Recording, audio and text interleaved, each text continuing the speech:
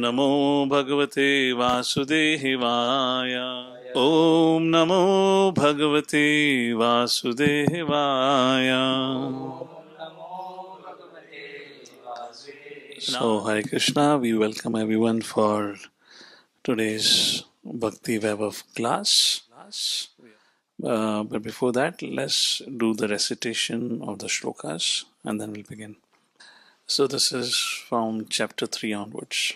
Ete cham sakalhapam saha Krishnastu Bhagavan Swayam Indrari Vyakulam Lokam Mridiyanti Yuge Yuge Krishne Swadhama Upagate Dharmagyanadibhi saha Kalau Nashtadrishamisha Puranarko Dunoditaha नायत वचश्चित्रपदं हरिर्यशो जगत्पवित्रं प्रगणित कर्हिचित् तद्वायसं ते तमुशन्ति मानसा नायत्र हंसा निरमन्ति शिक्षया तद्वाग्विसर्गो जनतागविप्लवो यस्मिन् प्रतिश्लोकं न बधावति अपि नामान्यनन्तस्य शङ्कितानि यत् शृण्वन्ति गायन्ति गणन्ति साधवः त्यक्त्वा स्वधर्मां चरणाम्बुजं हरिर्भजन्नपक्वोत्थापते ततो यदि यत्रा कवा भद्रम् अमुष्य किं को वा तु आप्तो भजतां सधर्मतः तस्यैव हेतु प्रयतेत को विदु न लभ्यते यद्भ्रमतामुपारि यदः तल्लभ्यते दुःखवद् अन्यथा सुखं कालेन सर्वत्र गभीररंहसा यस्यां वै श्रूयमाणायां कृष्णे परमपुरुषे भक्तिरुत्पाद्यते पुंसः शोकमोहाभयापः आत्मरामश्चामन्यो निर्गन्तापि उरुक्रमे कुर्वन्ति हेतु किं भक्तिम् इत्थं भूता गुणो हरि कृष्णाय वासुदेवाय देवकी नन्दनाय च नन्दगोपकुमाराय गोविन्दाय नमो नमः नमः पंकजनाभाय नमः पंकजमालिने नमः पंकजनेत्राय नमस्ते पंकजांग्र्ये विपदशन्तु तः शश्वत् तत्र तत्र जगद्गुरु भगवतो दर्शनं यस्यात् पुनर्भवदर्शनम् जन्मैश्वर्याश्रिता श्रीभिरेधमान्मधपुमान् नैवार्हति अभिधातुं वै त्वां किञ्चन गोचरं त्वयि मे अनन्या विषया मतिर्मधुपते सकृत् रतिम् उद्भतादद्धा गङ्गैवौघं मुधन्वती भवद्विधा भागवता स्थितभूता स्वयं विभु तीति कुर्वन्ति तीर्थानि स्वान्तस्तेन गदाव्रता हरे Krishna Krishna Krishna Hare Hare Hare Ram Ram Ram Hare Hare. So therefore now the subject matter is taken, chapter 13, Dhritarashtra quits home, which begins with sage Vidur, saint Vidur or minister Vidur. He comes back after almost a span of 30 long years of his pilgrimage. So many things have happened, so many things have changed. He returns back to the kingdom, Hastinapur. Everyone is delighted to meet Viduji because nobody had an idea where Viduji went. Everyone is so happy and they have all the reasons to be happy because at the end of the war of Kurukshetra was such a bloody war. Both Pandavas and Kauravas lost everyone. Not within their own family members, like Pandavas lost their 5 sons, or Dhritarashtra lost all his 100 sons. Not like that.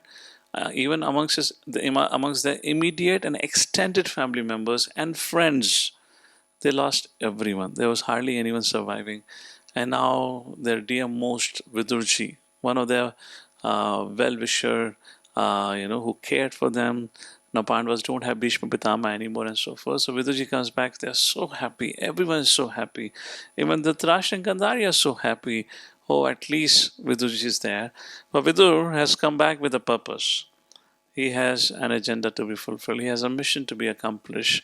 And it was as much as Mission Impossible as the Mission Impossible series goes on in the recent history, recent past. It was a very difficult mission. What was the mission? He had come to move Dhritarashtra out of the kingdom, which was definitely a mission impossible. Nobody could do that. Nobody even tried it because Dhritarashtra was so attached, despite getting all his sons killed in the war for which he was responsible. He's still staying back in the same Hastinapur, now under the care and patronage of Pandu's sons, who he hated all his life and who he wanted to be destroyed. He facilitated so many incidents in the history, in the lives of the Pandavas. Now he's still surviving on the monsters or on the mercy of Pandavas. Yet he has not got that sense or conscience that I should leave. I should walk away from the kingdom. So yeah, Vidurji had a very difficult mission to accomplish. He comes back, and we discussed about how Yudhishthira Maharaj treats Vidurji after Vidurji had taken rest, was sumptuously fed. Yudhishthira began to offer his prayers of gratitude, and began to glorify Bhavatvida Bhagavadas. Tirtha Bhuta Swayambhu Tirthi Kurvanti Tirthani Swantastena Gadabrataha. You are Tirtha personified, Viduji. Wherever you travel becomes a Tirtha because you have captured Krishna within your heart. We're so fortunate that you come back. And like that, Yudhishthira began to speak, and he asked then, "Hey Viduji, you have traveled all over the place. Please tell us, how is Krishna Balram? How is Yadu clan and all that?" And it was a very important discussion that we did. Although Lord Shri Krishna have concluded his pastimes, Yadu Vamsha have been destroyed and everything has over, yet Viduji did not reveal the facts. He chose to keep quiet. And that's the time we were making a point. I believe, if you remember, I had drawn a parallel between Yudhishthira's being truthful in contrast with Vidurji being truthful. Yudhishthira is said to be Dharmaraj.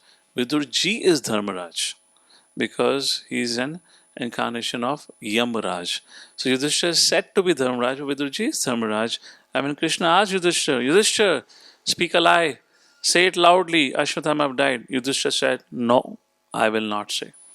And now here, Vidurji was asked to reply what happened to Krishna Balram, how are they doing and everything. And what did Vidurji said? So here, Yudhishthira said, I will not speak a lie. And by not speaking a lie, he remained truthful. And Vidurji, by keeping quiet, by not replying to the question, he remained truthful. So, anudvega karam vakyam satyam priyam hitam chayat swadhyaya abhyasanam chaiva vanmayam tapochyate. 17th chapter, verse number 15th of Bhagavad Gita. Very profound verse in action right now in this particular context. How we should speak, when to speak, what to speak. So we discussed about the subject matter last time, and that has been done. And why did Vidurji did not speak? The reason Vidurji did not tell the truth, he chose to keep quiet because he had come with a purpose for the Dhritarashtra to quit, take to the path of renunciation, take to the bhakti, take to the path of devotion or yoga, Ashtanga yoga, or like that. Leave the kingdom. He's got old now. Why is he wasting his time? His next destination or his next life would be totally spoiled if he doesn't do anything for himself in this lifetime. If in case he would have spoken the truth about Krishna and Yaduvamsha to Yudhishthira, before Vidurji could have even gone and met Dhritarashtra, Yudhishthira would have left the kingdom and his mission would have got spoiled. So Vidur had a purpose to fulfill. So today morning I was making a point, very, very important point, which I believe as a spiritualist, because of our conditioning in a certain environment and upbringing, we often miss out. Let me ask this question to all of you. Did Dronacharya taught skill or purpose to Arjuna? Did Dronacharya taught skill or purpose? Skill, I mean, I don't know how do I interact with all of you. How many of you are skilled? Raise your hand quickly so that way I can interact with you. Virtual hands or physical hand? Okay, so raise a physical hand. Virtual hand will be distraction for me. So get a little physically active. So everyone agrees. So Dronacharya taught Arjuna skill.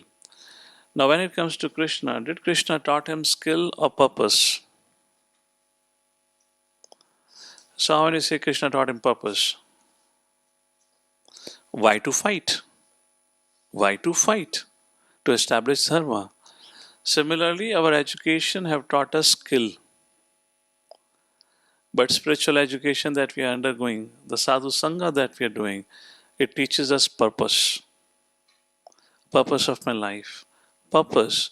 Why I am doing bhakti. I have taken initiation. Why do I go and worship deities? Why do I chant? There's a purpose.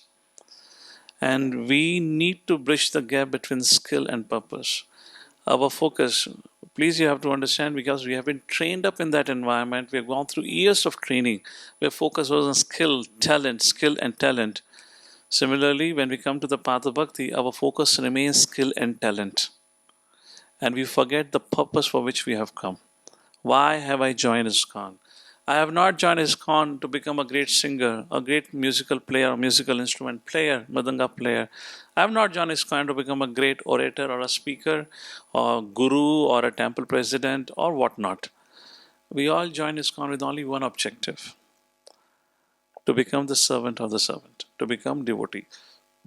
But in the course of time, in the course of a devotional activity, because we don't pay attention, spiritual education is all about establishing that purpose. Why are you here?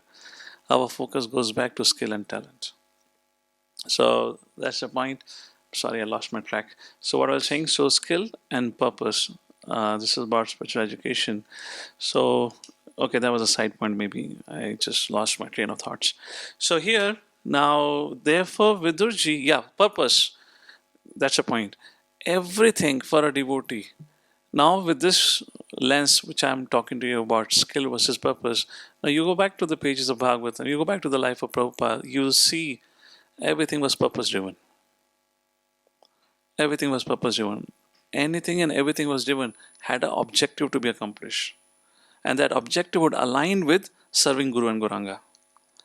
Just for example, Prabhupada, he was staying in the quarters in Bombay, with the quarters of the shipping company, and his neighbor came and joked with Prabhupada, Swamiji, I know why you want to go to America in this old age. Well, if you want to preach the message, you can send Bhagavatam, but I know why, because you want to go and visit America. And Prabhupada said, no. What will I see? What is there for me to see at this age? The book Bhagavat, unless a person Bhagavat is there, book Bhagavat will not make a difference. So Prabhupada had a very clear goal. Why is he going to America? To set an example, to teach others by an example what it means to be a devotee. Very clear, defined purpose. And the whole life was dedicated accomplishing that.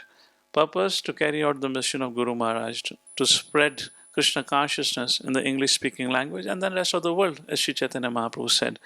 So that is something which we should remind ourselves. So Vidurji had a very clear purpose. Imagine, just for a second, think about it.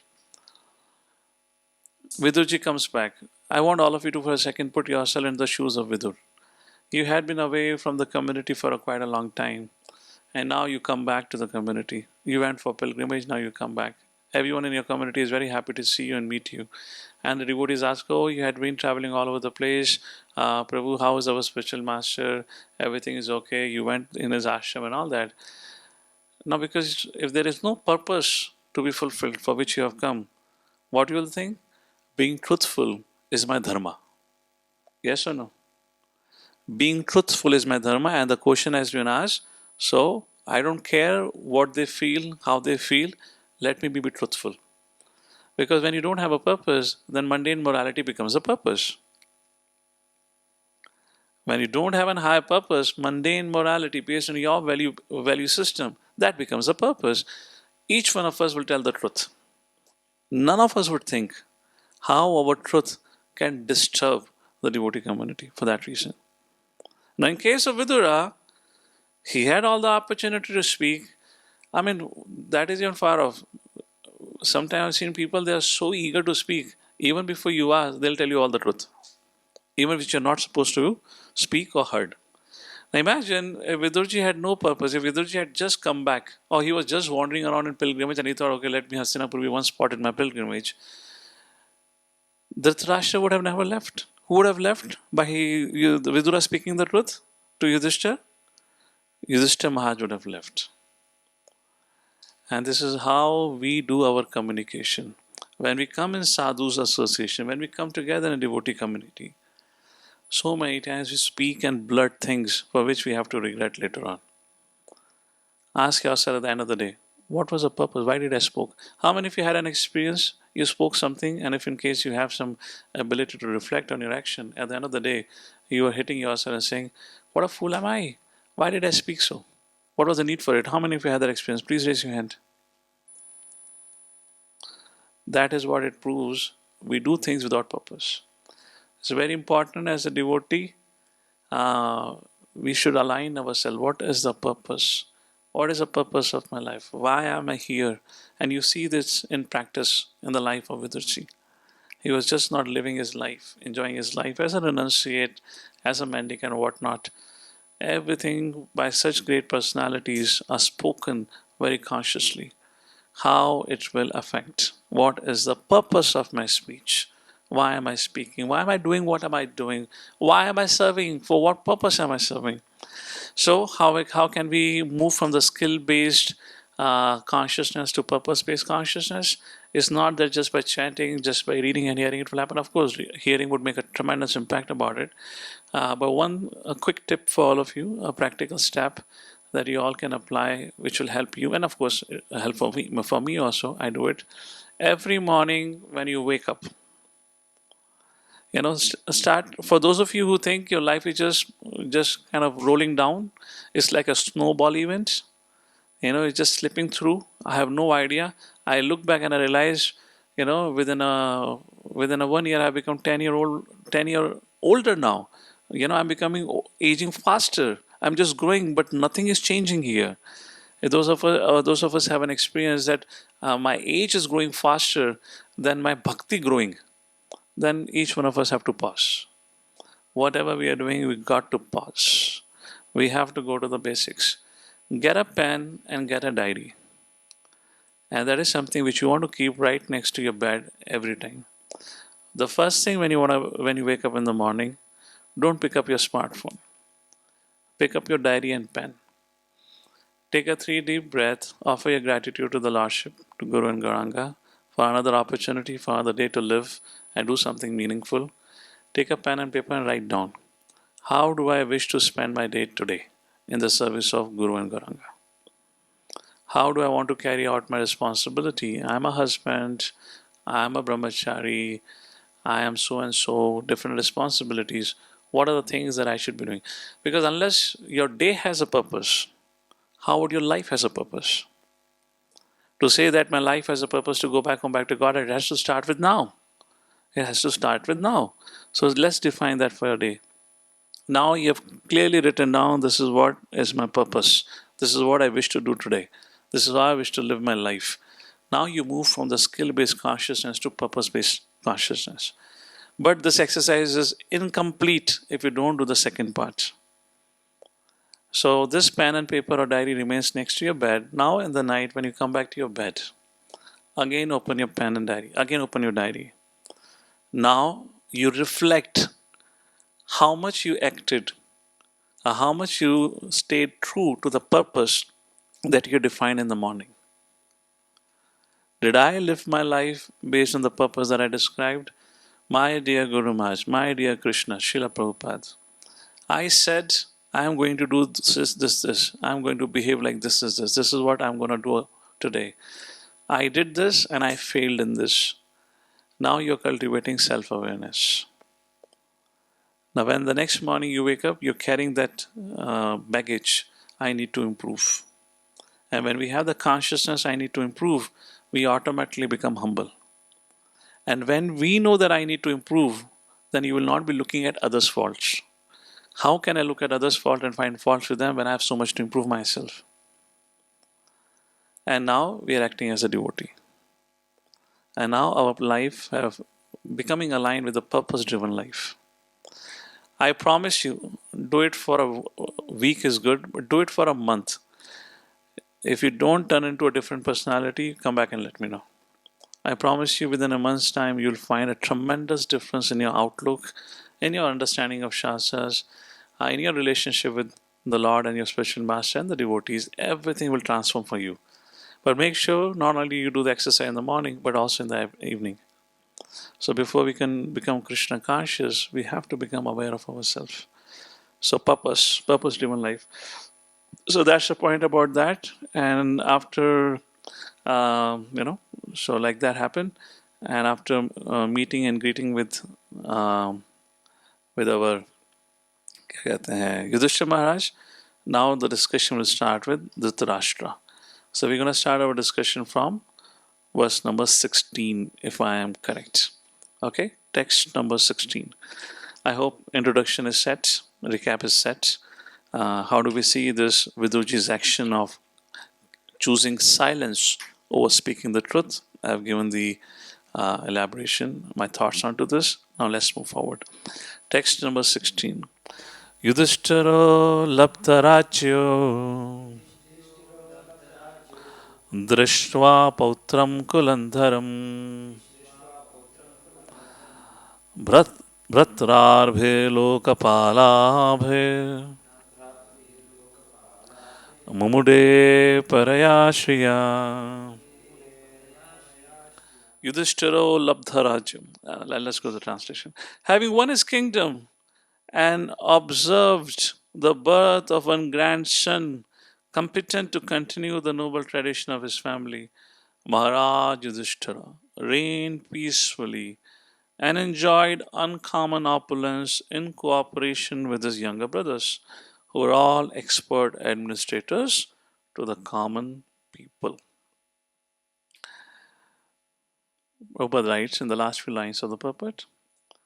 So, after the settlement of all disturbing conditions and re-establishment of the peaceful order of the state, and after seeing the surviving child, Parikshit, well satisfied, Maharaj Yudhishthira felt some relief as a human being, although he had very little attraction for material happiness, which is always illusory and temporary. Get other BCs. Call them up. Text number 17. Evam graheshu saktanam pramattanam tat iha atyakramada vignataha kala paramadushtaraha. Very important. So, evam graheshu saktanam pramattanam tadiha. Let's start with the last two lines. Then we'll take a look. Atyakramat avignataha kalha paramadushtaraha. Atyakramat avignataha. Avignataha, unknowingly. Agyanata, ignorance, avignata, unknowingly. Something is happening. What is happening? Atyakramat. It's just like, so Atyakramat is just like, the snake devouring its meal. Slowly gulping. That is Atyakramat. Atyakramat avignataha kala paramadushtaraha. Kala paramdushtaraha. Kala is kal, time. Paramdushtaraha. So two ways you can look at the word paramdushtara. Param means supermost. Dushtaraha. One is insurmountable. Dushtaraha, very difficult. You can't just bypass it. So Kala is like a snake who slowly is devouring us, and we don't know even. How do we don't know? I'm just going to come to that point. Other thing you can say, Kala Paramadushtara means is the greatest enemy. Enemy for whom? The first two lines talks about it. Evam graheshu saktanam paramattanam tadgiha. For those graheshu saktanam, those who are so attached to household affairs. Now, household affairs does not refer to only wife and kids. everything that involves maintaining them. That is what. Which means all mundane affairs gets covered into it. Pramattanam, insanely mad. Tad iha. For such persons, they are being devoured by the snake known as time. They are being eaten day after day. With every sunset, they are being consumed by the snake or the ajgar known as kalaha. They have no idea of it. So, oh, I wish would have planned for this. This was not planned. Have you seen a video? There's some very interesting videos. So there was one video. So there was this, and what was the scene? So there was a man who was herding sheeps, and he wanted the sheeps to cross over the bridge. And crossing over the bridge, there was a scene something like they were kind of literally jumping into the river stream. So none of the sheep was willing to come. So this man, he somehow pulled one sheep and carried it across the bridge and threw it into the river. Seeing that, because one sheep went, all other sheep just followed blindly. You've seen of that example, right? Blind following the blind. There was another example. This happens in India. There was this fire which was set up in between, and now the man was leading, and the goats were walking behind him. And the man went round and round around the fire. And one point in time, he just moved out of it, and all the goats went on walking round and round, round and round, round and round. This is the example of blind following the blind. Similarly, we miss those who are consumed by material consciousness. Even they don't understand how they are getting consumed, blind following the blind. And that is a point we mentioned here. Evam griheshu saktanam. So Kala Paramadrishta, Kala is very powerful, is insurmountable, imperceptible. And day by day, we are coming closer to death. So therefore, in the second canto, there is a very beautiful verse. With the setting and rising of the sun, the setting and the rising of the sun destroys the lifespan of a karmi, but not a devotee. Ayur harati vaipumsam. Udyanchayan astuhu. With the rising and setting of the sun, the lifespan of a karmi is reduced, but for a devotee, no difference happens. Why? Because he is always remembering the Lord. So, like that, the point has been mentioned here. Evam graheshu saktanam. Pramattanam tadhiya atyakrama davignatha kala paramadushtaraha. So this has been spoken for Dhritarashtraha, like this. Time is all powerful. Time is all devouring us. It's about illusion. So the Prabhupada speaks about illusion here in the puppet, which you can read it out. The last few lines of the puppet, second paragraph. In the middle of the paragraph, Prabhupada says, therefore, any comfort of life or any material happiness which does not warrant an eternal life is but illusion for the eternal living being. So therefore, if we don't become conscious of our purpose, even we as sadhakas or as kanishtas will get consumed by this kalaha. And suddenly a week will turn into a year will turn into 10 years, and no progress would have been made. No tangible progress. Because we were doing our activities, but we were never conscious. Why am I doing? Why am I chanting? Why am I serving? Why am I reading books, hearing lecture? What is the purpose? So we need to remind ourselves. So that's what happens.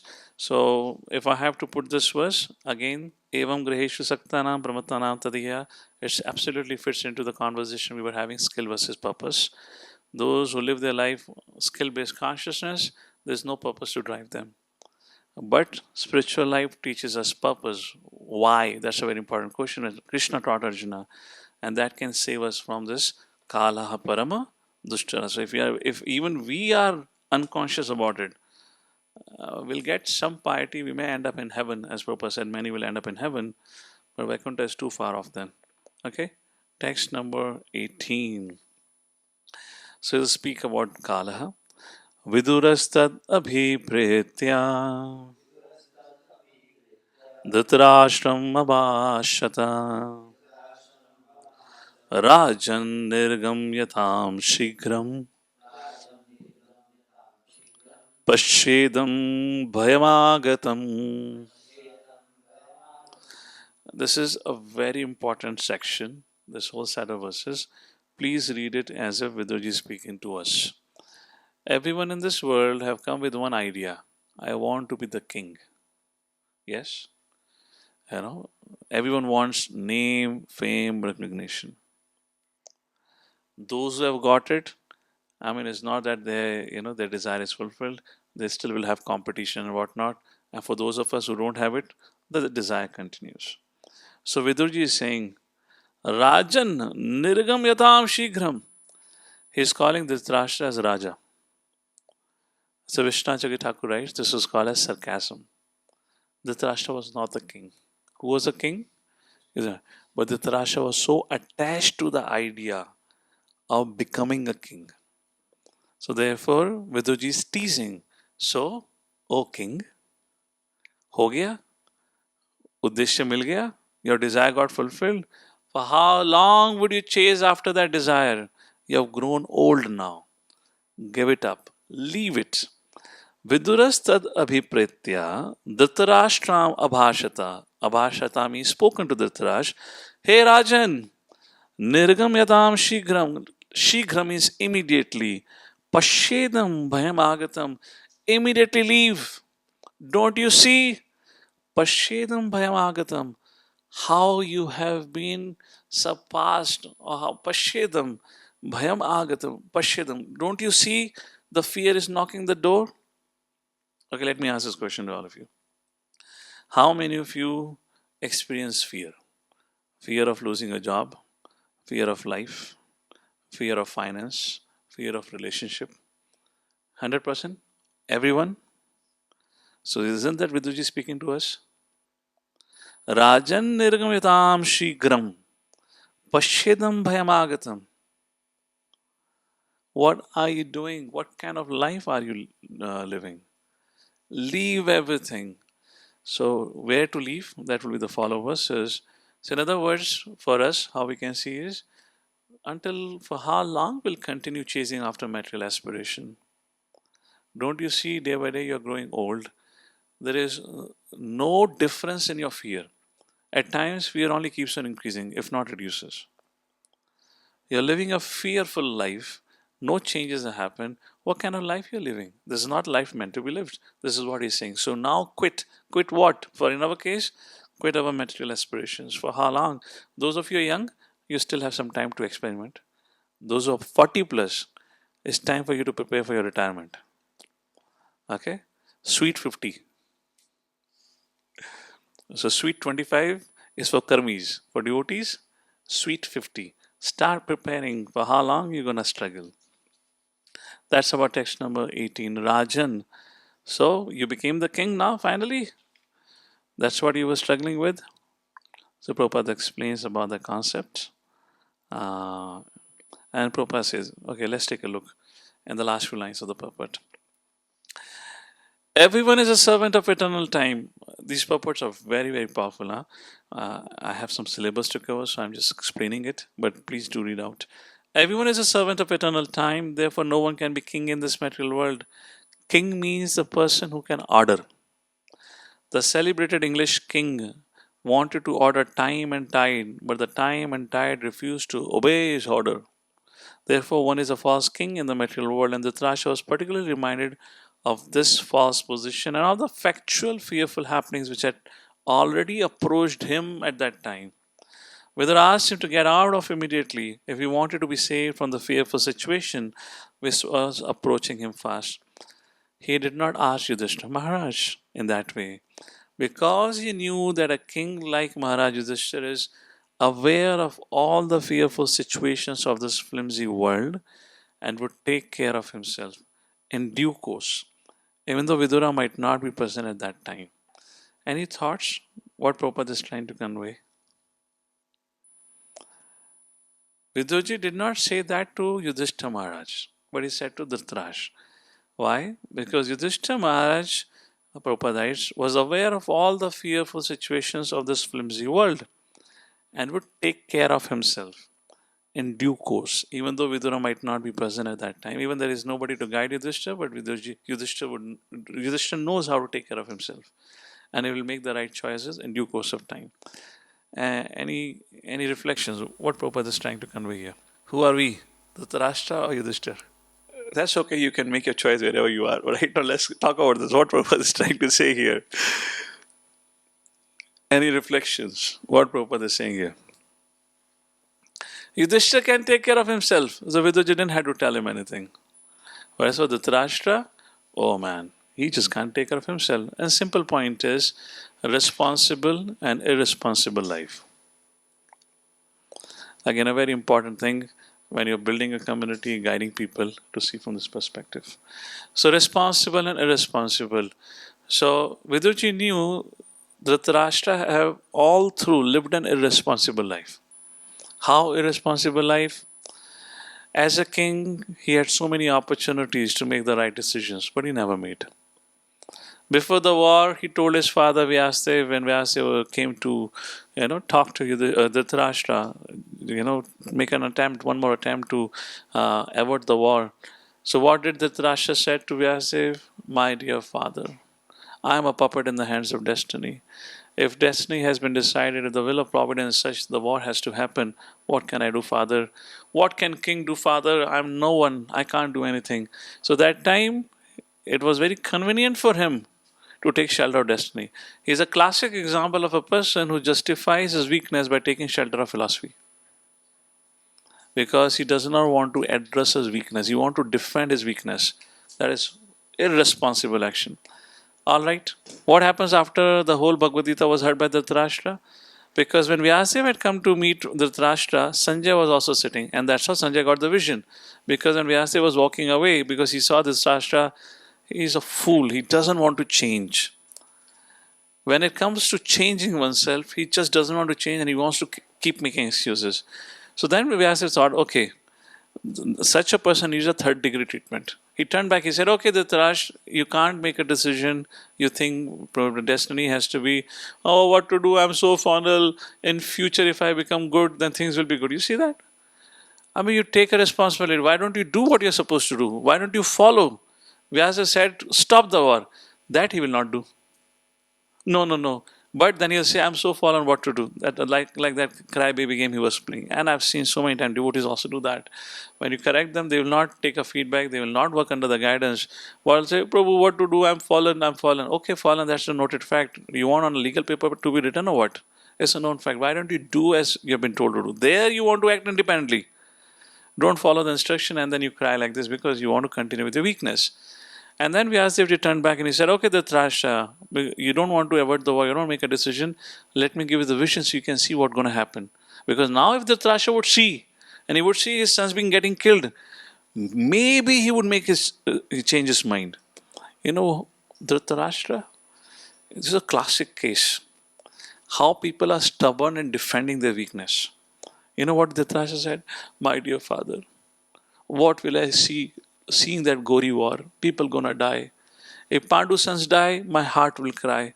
My sons die, my heart will cry. There is no point, father. I cannot avert anything. He didn't want it that also. The Vyasadeva thought, such a rascal, huh? So, okay, let me do one thing. Sanjay, I bless you with the divine vision. And that's how Sanjay had got the vision. That's how Sanjay had got the ability. Now, fast forward, whole Bhagavad Gita have been spoken. Dhritarashtra heard. Sanjay have narrated the whole Bhagavad Gita, what had happened at the battlefield. At the end, as you see, Sanjay's Yatra Yogeshwaraha Krishna, Yatra Partho Dhanudhar. Who spoke that verse? 1878, that's Sanjaya. Dhritarashtra had asked a question, Sanjay, what is your conclusion? This was his conclusion. Now the next word I'm saying is not part of Bhagavad Gita, it's part of Mahabharata. After this, Sanjaya questioned Dhritarashtra. And he said, hey Dhritarashtra, hey Rajan, now through this discussion, Lord Krishna have told you what is the destiny of your sons. Who is going to be victorious? Pandavas. Who is going to die? Your sons. Hey Rajan, you being the king, if you put your feet down, you can change the destiny. You can avert the war and you can save the lives of your sons. You know what Dhritarashtra said? See, destiny is never permanent. What Krishna have shown as a destiny, it is all about muhurat, good time, bad time. And this time when Krishna spoke, maybe the muhurat for my kids are not good. But when the war will begin, muhurat would change and my sons can win. Nothing gonna happen, let the war happen. So Duryodhan was just mere a puppet. Who was a person? It was Dhritarashtra. I want you to deeply introspect.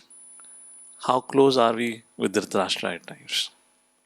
When we keep on defending our anarthas, when we keep on playing mind tricks, justifying, arguing, debating, but just don't want to change.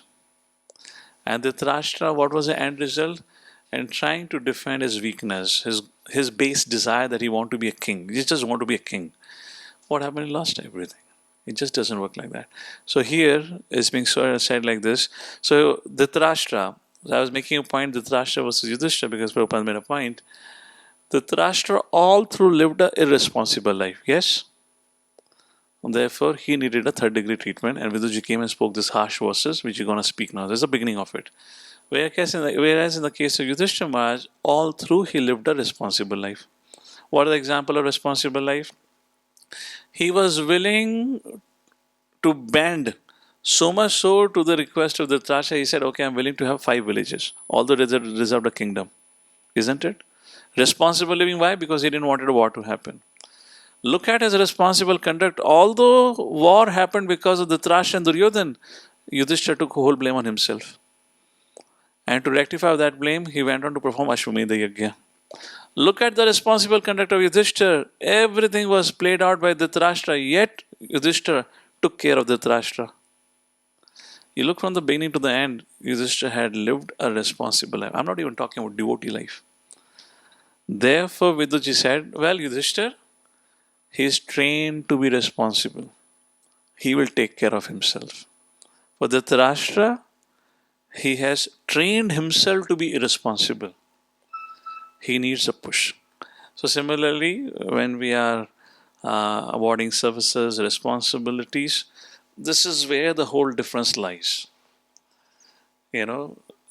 Other person may not understand why somebody has got this service opportunity, why I got this service opportunity, this and all that. It's all the function of responsible versus irresponsible. What is responsible versus irresponsible? Making mistakes to err is human, no problem about it. What is irresponsible conduct when you make a mistake?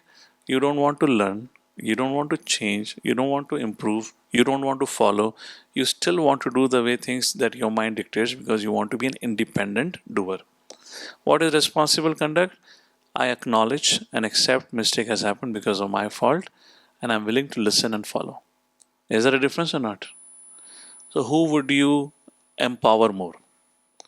The first or the second character? Who would you empower more? What do you all say? All of you online. Who would you empower more? The first candidate or the second candidate? Obviously, second candidate. And this is how it functions. And we all should strive to become responsible. We should not follow in the footsteps of Dhritarashtra. Live in a responsible life on the name of being Kanishta and whatnot. Text number 19. Pratikriya na yasyeha कुटश्चित करिचित प्रभु साईशा भगवान कालः सर्वेषां समागतः. Just to conclude the discussion, for those of you who were recently involved into the ashram discussion, what was happening, this is the reason why leadership have chosen to give somebody a certain access of technology and to others not to have access of technology. Responsible versus irresponsible. So when you go back into ashram, why certain rules have been made? one can have it, other can't have it. It is not a matter of number of years in the ashram. It is not the matter of the color of your dress. Just responsible versus irresponsible is the point. As Prabhupada says, he did not ask Yudhishthira Maharaj because he knew he is responsible enough to take care of himself. Alright, text number 19. So, very interesting. Pratikriya na yasyeha. Pratikriya. Pratikriya. Kriya, pratikriya, reaction or response or remedy. So, to this kala, which is knocking on your door in the form of death. Hey Dhritarashtra, pratikriya na yasyeha. There is no remedy for death.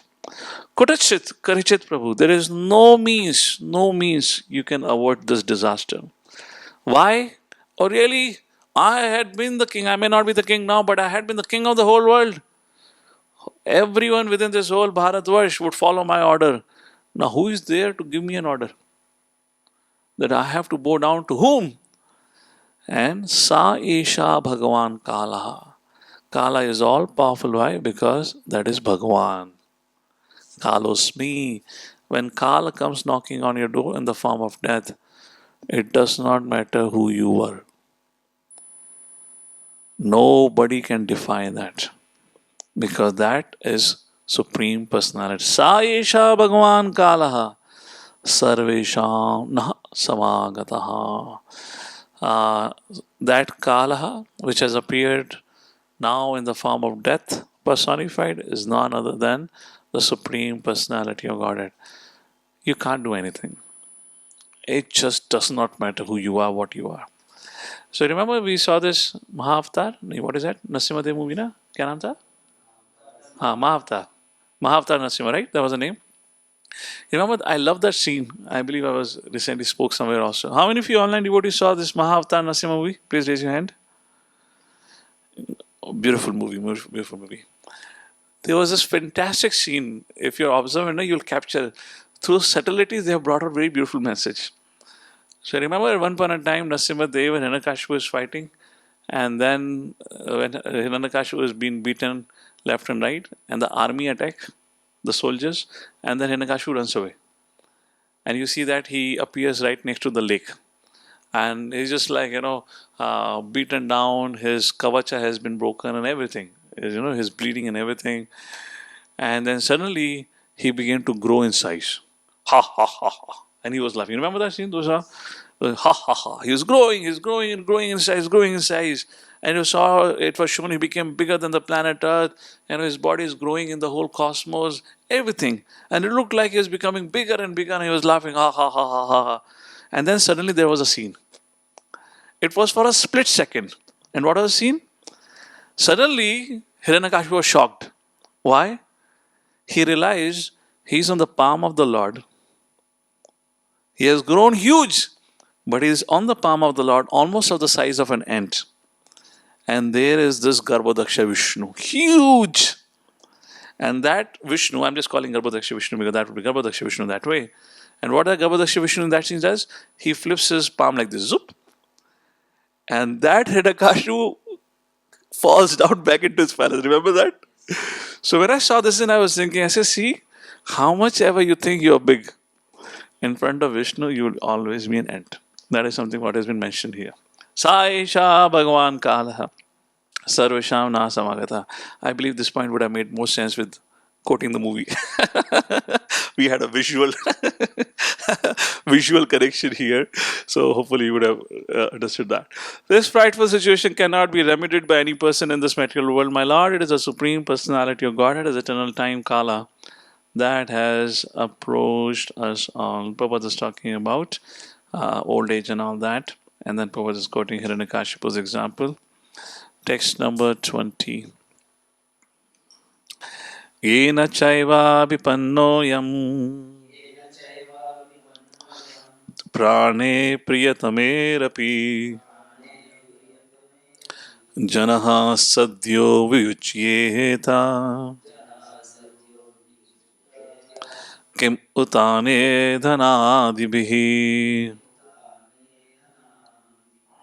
So power of time. Everything will be taken away forcefully. How much ever you want to hoard, it's just no point. better willfully give it in the service of the Lord. At least you'll get an eternal credit. If not, everything will be taken away. I mean, I don't know how many of you thought about this. This should be one area of service for us to help all these elderly fellows, who are growing up, who have amassed huge amount of wealth. Their kids even don't care for them, and they're just living very attached life like Dhritarashtra. One day they'll pass away, leaving things for those who are just going to misuse it. If somehow we can engage them and encourage them to use that in the service of the Lord, even if they have not performed bhakti, like Dhritarashtra did not perform bhakti, but the next gati can be drastically improved. So here this verse talks about dhana adibi. Dhana adibi means what? That means wealth, honor, prestige, children, land, house, everything. Whoever is under the influence of supreme Kala must surrender his most dear life. What to speak of others? Such as wealth, honor, children, land, home. Everything will be taken away. In my beginner course for Gita, I give an example of Alexander the Great. He called his minister. So I have 3 wishes. He's dying. He's on the deathbed. The minister asked, "Yes, sir, what is your wish?" He said, "I want you to fulfill 3 of my wishes." Minister says, "Yes, we'll make a full note. Please tell us." First thing, my coffin must be carried by my doctors. The minister shocked. "Oh, really? Why, sir? Why do you want your coffin to be carried by doctors, not by relatives?" He said, "I want everyone to see that even the best of the doctors cannot save you from the time of death. Second, I want the road on which I would be carried to the graveyard must be decorated, or all the wealth that I have stolen or looted from others should be strewn on the road to the graveyard." Mr. Why, sir? I want people to see for whatever purpose or for whatever wealth I wanted to accumulate, for whatever thing I wanted in my life, I spent all my life accumulating that. However, at the end of my life, I leave everything behind. I cannot take any of that, not even a one tiny diamond with me for the next destination. What's your third wish? I want my hands must be hanging outside the coffin like this. No, Mr. said, why? I want people to see and learn. I came empty handed, I go empty handed. So, those of you who have attended those, so I quote the story in the 15th chapter. Urdhva Mulamada Shakam, in that particular verse context. So that's the power of time. This is the harsh truth, and we can really do good for ourselves if we, begin to write and reflect on a daily basis about our life, about our actions, how we are conducting ourselves. We'll do a great favor to oneself if we do it. If we are lazy about it, all the best. Then Kala is gonna make you humble. That's what's going to happen eventually. Okay, text number 21. So 21 to 28, next 7 verses about renunciation, encouraging renunciation to the Dhritarashtra. Quit, what are you doing? Text number 21. Vitra Bhratra Suhrat Putra. अरे जोर से बोलो तुम लोग यार, ऐसे भूखे बैठेगा. Vitra Bhratra Suhrat Putra Hataste Vigatam Vayam आत्मचाजरया ग्रस्तः परागेहम् उपाससे. पितृ भ्रात सुरत पुत्र हताश मतलब हत्या होना. ते विगतम वयम विगतम. Your father, brother, well-wisher, sons are all dead and passed away. You yourself expended the major portion of your life. Your body is now overtaken by Atmacha Jaraya Grastha, old age, invalidity, Parageham Upasase, and now you're living in the home of another. The one who you call your relatives, everyone have left you, everyone have died. Atmacha Jaraya Grastha, your body itself is about to leave you, has become old, which is a natural symptom of, sooner or later you're going to quit your body. On top of it, Parageham Upasase, and now you're residing in the house of another person. That's very interesting. Now here Dhritarashtra would have argument. Hey, why do you say Vidura Adasga? This is my house. This is the house of my father, my grandfather. I grew up in this house. How dare you call it others' house? How it is others' house? It is Hastinapur only, na? How is it not? Parageham upasase. You are living in the house of another person. Viduji Singh, how house of? I grew up in the same room. I spent all my hundreds of years living in this room, and now you're coming and telling me I even have a legal paper. This property belongs to me. Now you're telling me this is Parageham, this is not yours. How? How Viduji is calling? Because Yudhishthir is the new king now. So it's an indication. Hey, Dhritarashtra, you're not the owner anymore. Because who is the owner? When you have this monarchy, what was the culture? The owner is the king. There's no question of your legal paper, that culture wasn't there.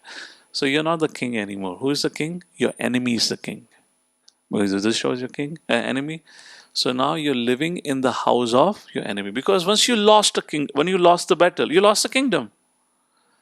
So you cannot say, I lost the battle, but this 3 BHK remains mine. No, nothing. You lost everything, Baba. You lost the battle, you lost your property also. It ain't yours. So therefore, parageham upasase. Don't you see you're now residing in the house of another person? What has gone wrong with you like this? Okay. Text number 22. Andhapureva vadhiro amanda pragna cha sampratam Vishirnadanto mandagni Saraga kafam mudvahan Andha pureva vadhiro Andha Yathandir Upaniyamanas. This is spoken by Prahlad Maharaj in 7th canto. So Andha, tu bachpan se hi andha tha, o andhe. So Andha Pureva. Pureva means Pura, from the beginning. Hey Dhritarashtra, you're blind from the beginning. Vadhiro. Pura Eva. Eva means certainly. Vadhiro, तू बचपन से अंधा था, अभी तेरे सुनने समझने की क्षमता भी कम हो गई है. Like that. Let's read the translation, otherwise it will seem little harsh. How Vidurji is saying. Otherwise, if I go in my way, it will become little harsh. So I'll read the translation. You have been blind from your birth, and recently you have become hard of hearing. Your memory is shortened, your intelligence is disturbed, your teeth are loose, your liver is defective, and you are coughing up mucus. These used to be the symptoms that the death is knocking on your door. These are natural symptoms by which person will understand, now my time has come to quit. Therefore, we had a culture in our Sanskriti that there would be a culture of taking vanaprastha. Now I have performed my worldly duties, family affairs. Now I have to withdraw myself, pull my mind out of those affairs. Let those affairs be handled by my family members who are young. Now let me prepare for the next destination. Because now I'm growing old, death is knocking on the door. These all what has been mentioned is a reminder that I can die any moment. So these were natural reminders which were given by the nature to prepare for our next destination. That's the point here. Okay, text number 23. Okay. Aho mahiyasi jantur Jivitasha yatha bhavan Bhima pavarjitam pindam Adatte grahapalavat. Grahapalavat. Very interesting sense. Grahapalavat. घर में जो पालतू होते हैं, कौन पालतू होते हैं? कुत्ते. गाय नहीं, गाय को नहीं बोलते हैं. ग्रह पालवत मीन्स कुत्ते. सो सिंह आदत्ते ग्रह पालवत. हे युधिष्ठिर, तुम्हारा जीवन अब एक पालतू कुत्तों के समान रह गया है. किसके कुत्ते बन के रह गए हो तुम? भीमा. अबे भीम को क्यों लाए यहां पर? Vidur ji could have brought Yudhishthir, Nakul, Sahadev, Arjun, but Vidurji chose one particular candidate. Bhima Pavarjittam Pindam. What is Pindam? Pindadan hota hai? What is Pindadan? Khana khilana hota hai? You're like a paltu kutta of Yudhishthira Maharaj, not Bhim. But who feeds you khana? Bhimsen. Every morning Bhimsen comes. One service which he does with full enthusiasm is come and feed you. So it is described how Bhimsen will come and feed. Bhimsen will come, bring bring prasadam or whatever for Dhritarashtra, and then because Dhritarashtra cannot see, so what he will do? He will take his hand and smash on his hands, make a loud noise. In Kshatriya, this is a sign of showing strength. क्या कहते हैं? कुश्ती कहते हैं ना? So he'll come and he'll smash his biceps. Now Dhritarashtra can understand what is happening. So he's giving a signal.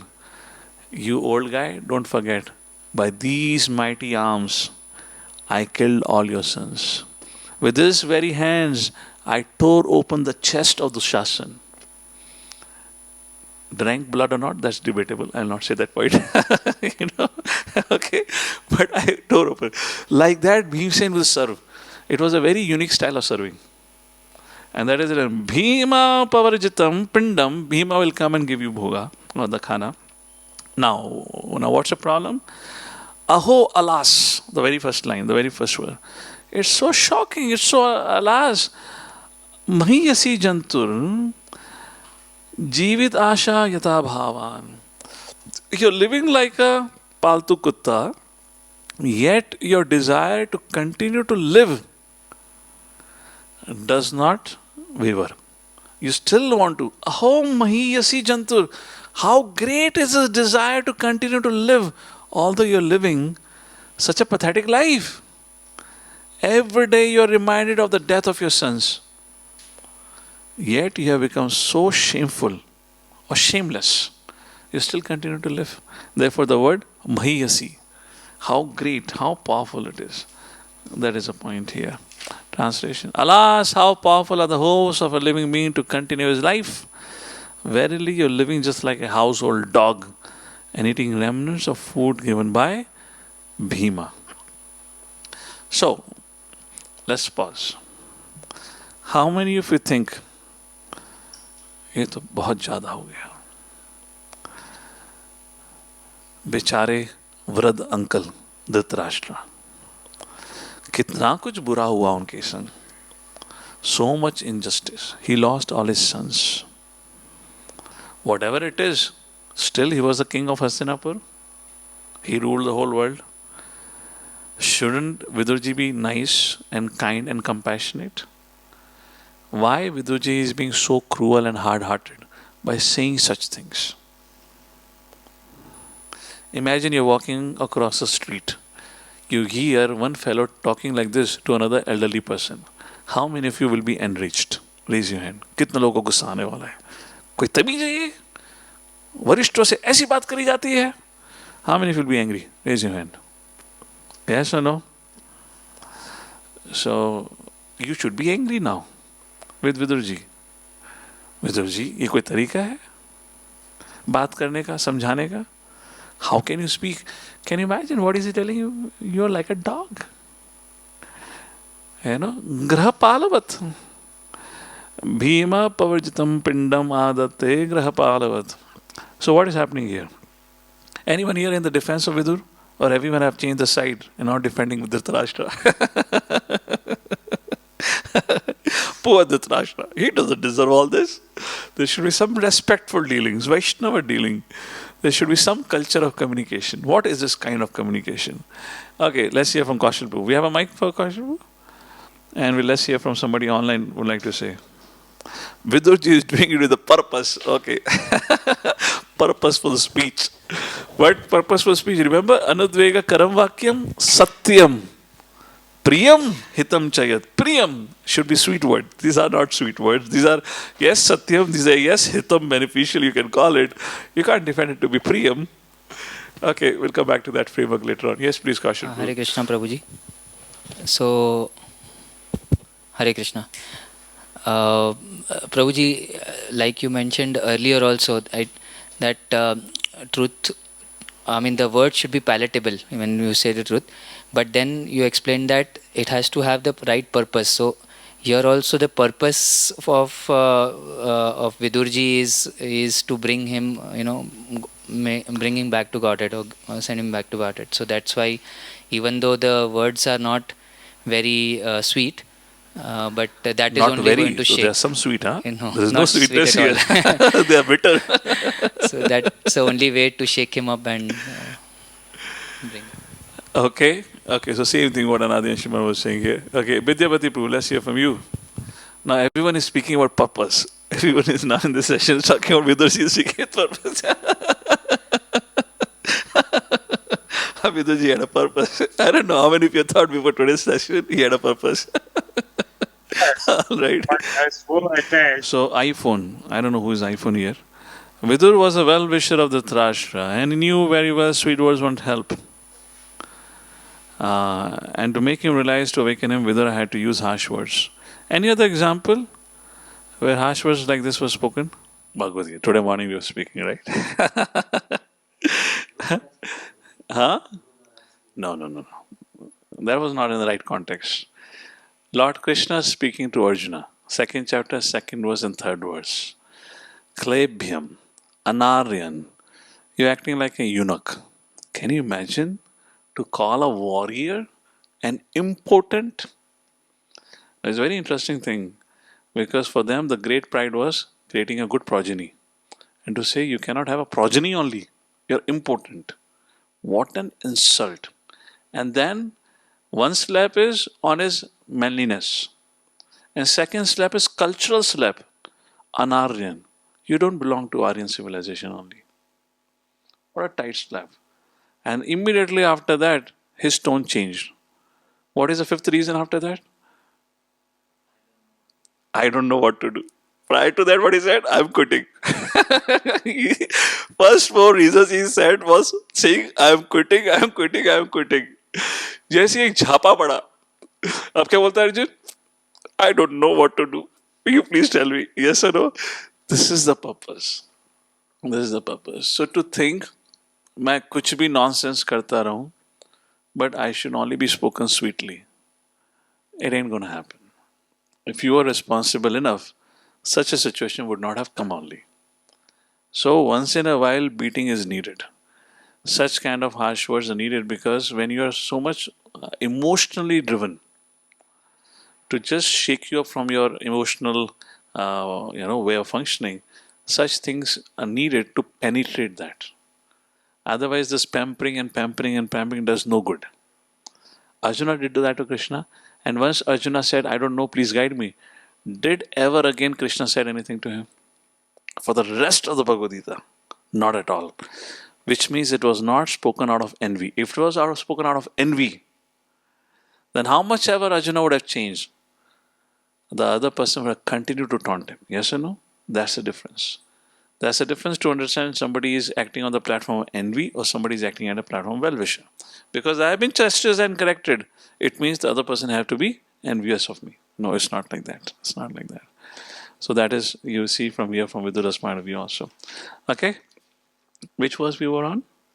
Text number 23, right? So Prabhupada speaks about sadhus should speak the truth, should never flatter. All right. Text number 24.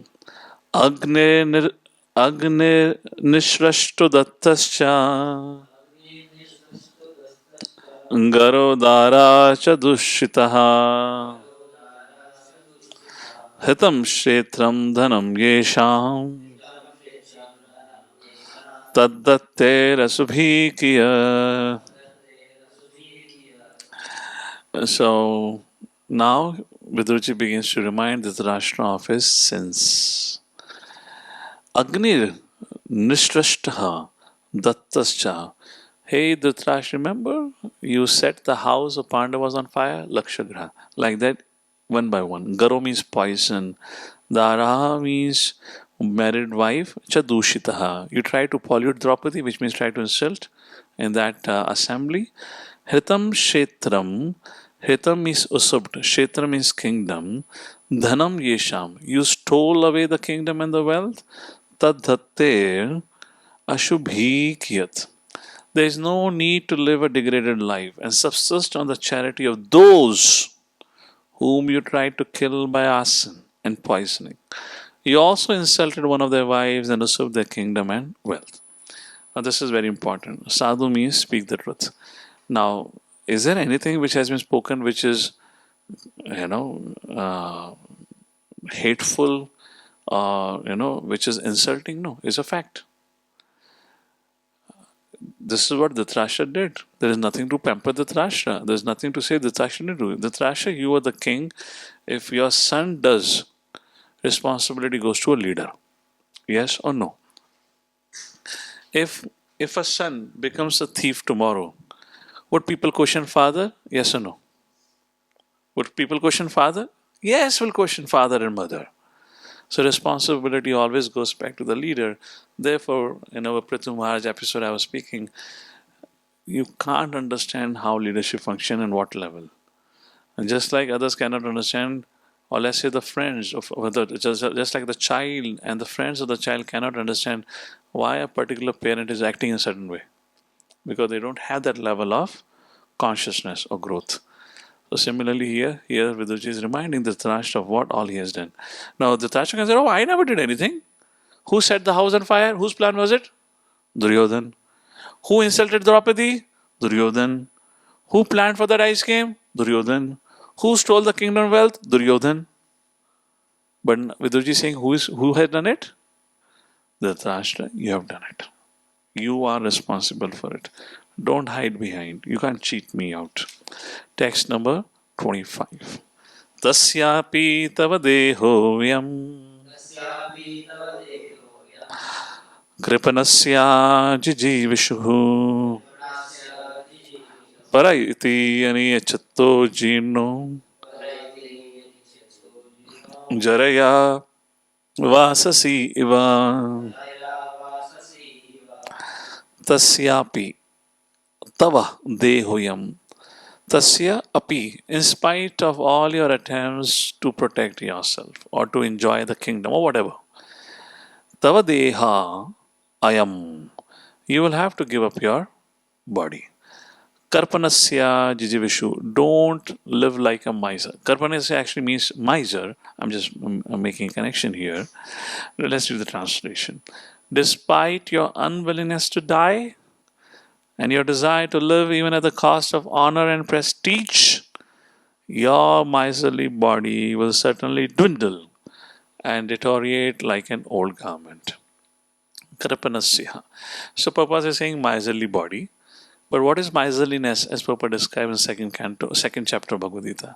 Miserliness means one who is attached to bodily consciousness. So that's how this whole idea of Kripanasya, like this.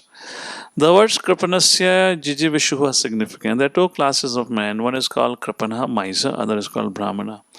The Kripana or the miserly man has no estimation of his material body, but the Brahmana has a true estimation of himself and the material body. The Kripana have a wrong estimation. Wait, same thing. Kripana means too attached to the body, Brahmana means he understands. So Dhritarashtra has been addressed here as a miserly person. Last few lines. Such a life is called miserly because one cannot properly utilize the assets of the human form of life.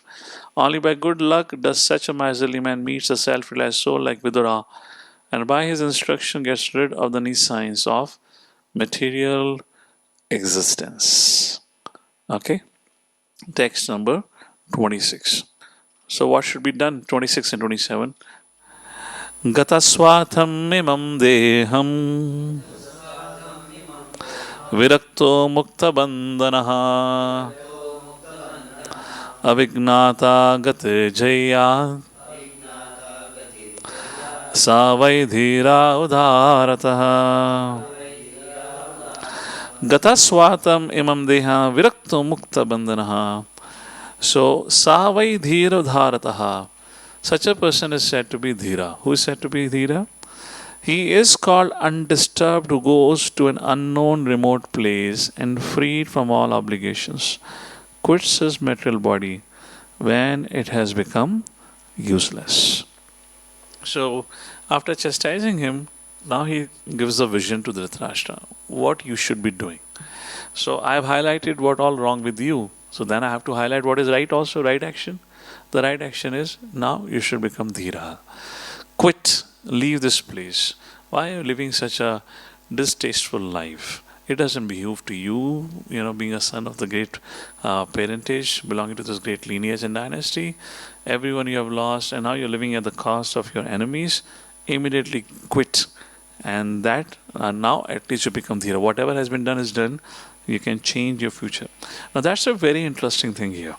Now I want all of you to for a second think about it and hear it attentively. Dhritarashtra had lived a life in a particular manner.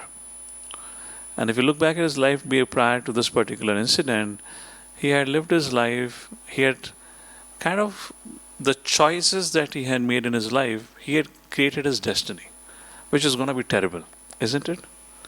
Because he made one wrong choice after wrong choices, despite getting the best of the advices. He never hurt to anything, never hurt to anyone, because of all his wrong decision making, influenced by his own conditionings and attachments. If, for example, just for a second, believe Vidurji did not meet Dhritarashtra. If I have to ask you, based on what and how Dhritarashtra have lived his life, what all he has done, what would you say would be the destiny of Dhritarashtra? What would be your reflections if we ask? And let's say all of us are sitting together here and we're discussing about the future course of, what would be the destiny of Dhritarashtra. What would you all say about the destiny of Dhritarashtra if Vidurji would not have met Dhritarashtra? He will become a snake in Hastinapur because of his attachment and envy. Or he'll become a rat. Or maybe he'll go to hell. Agree? Yes or no? His destination was it was all terrible. Now, Sadhu came, interjected it, and changed the course of his trajectory, changed the course of his destiny. So destiny is not that something is, destiny is created by what actions we perform, no doubt about it, what we have done in the past. Prarabdha is set, that's going to happen. But Prarabdha is just like setting the stage, or what you do on that. Of course, Dhritarashtra is going to die. But what does he do? What does he think at the time of death? Can be influenced, can be changed, can be altered by us. And that is the point here. So Vidurji, ये मेरा हाथ क्यों खड़ा हो गया? So Vidurji came, interjected in the life of Dhritarashtra, and you're going to see in the next verses from now, within 7 days, Dhritarashtra quit his body and attained a perfection of life. Attained a perfection of life just because he got the right guidance from Vidurji. Such is the potential of each one of us changing the lives of others. If we take on to the onus and help others understand what is the purpose, what are they supposed to do, even at the fag end of their life, just like Vidurji did for Dhritarashtra, we can influence the life of others. It is not that somebody had done something, it is going to be like that. And that's how it changed here. So that's about become a dhira. And then he says, well, better than dhira, Dhritarashtra, become narottamaha.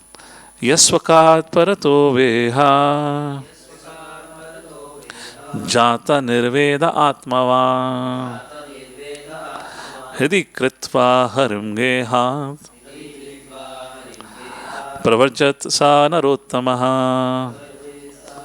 Become narottamaha. So here, Vidurji had come not with an intention to send Dhritarashtra to the forest.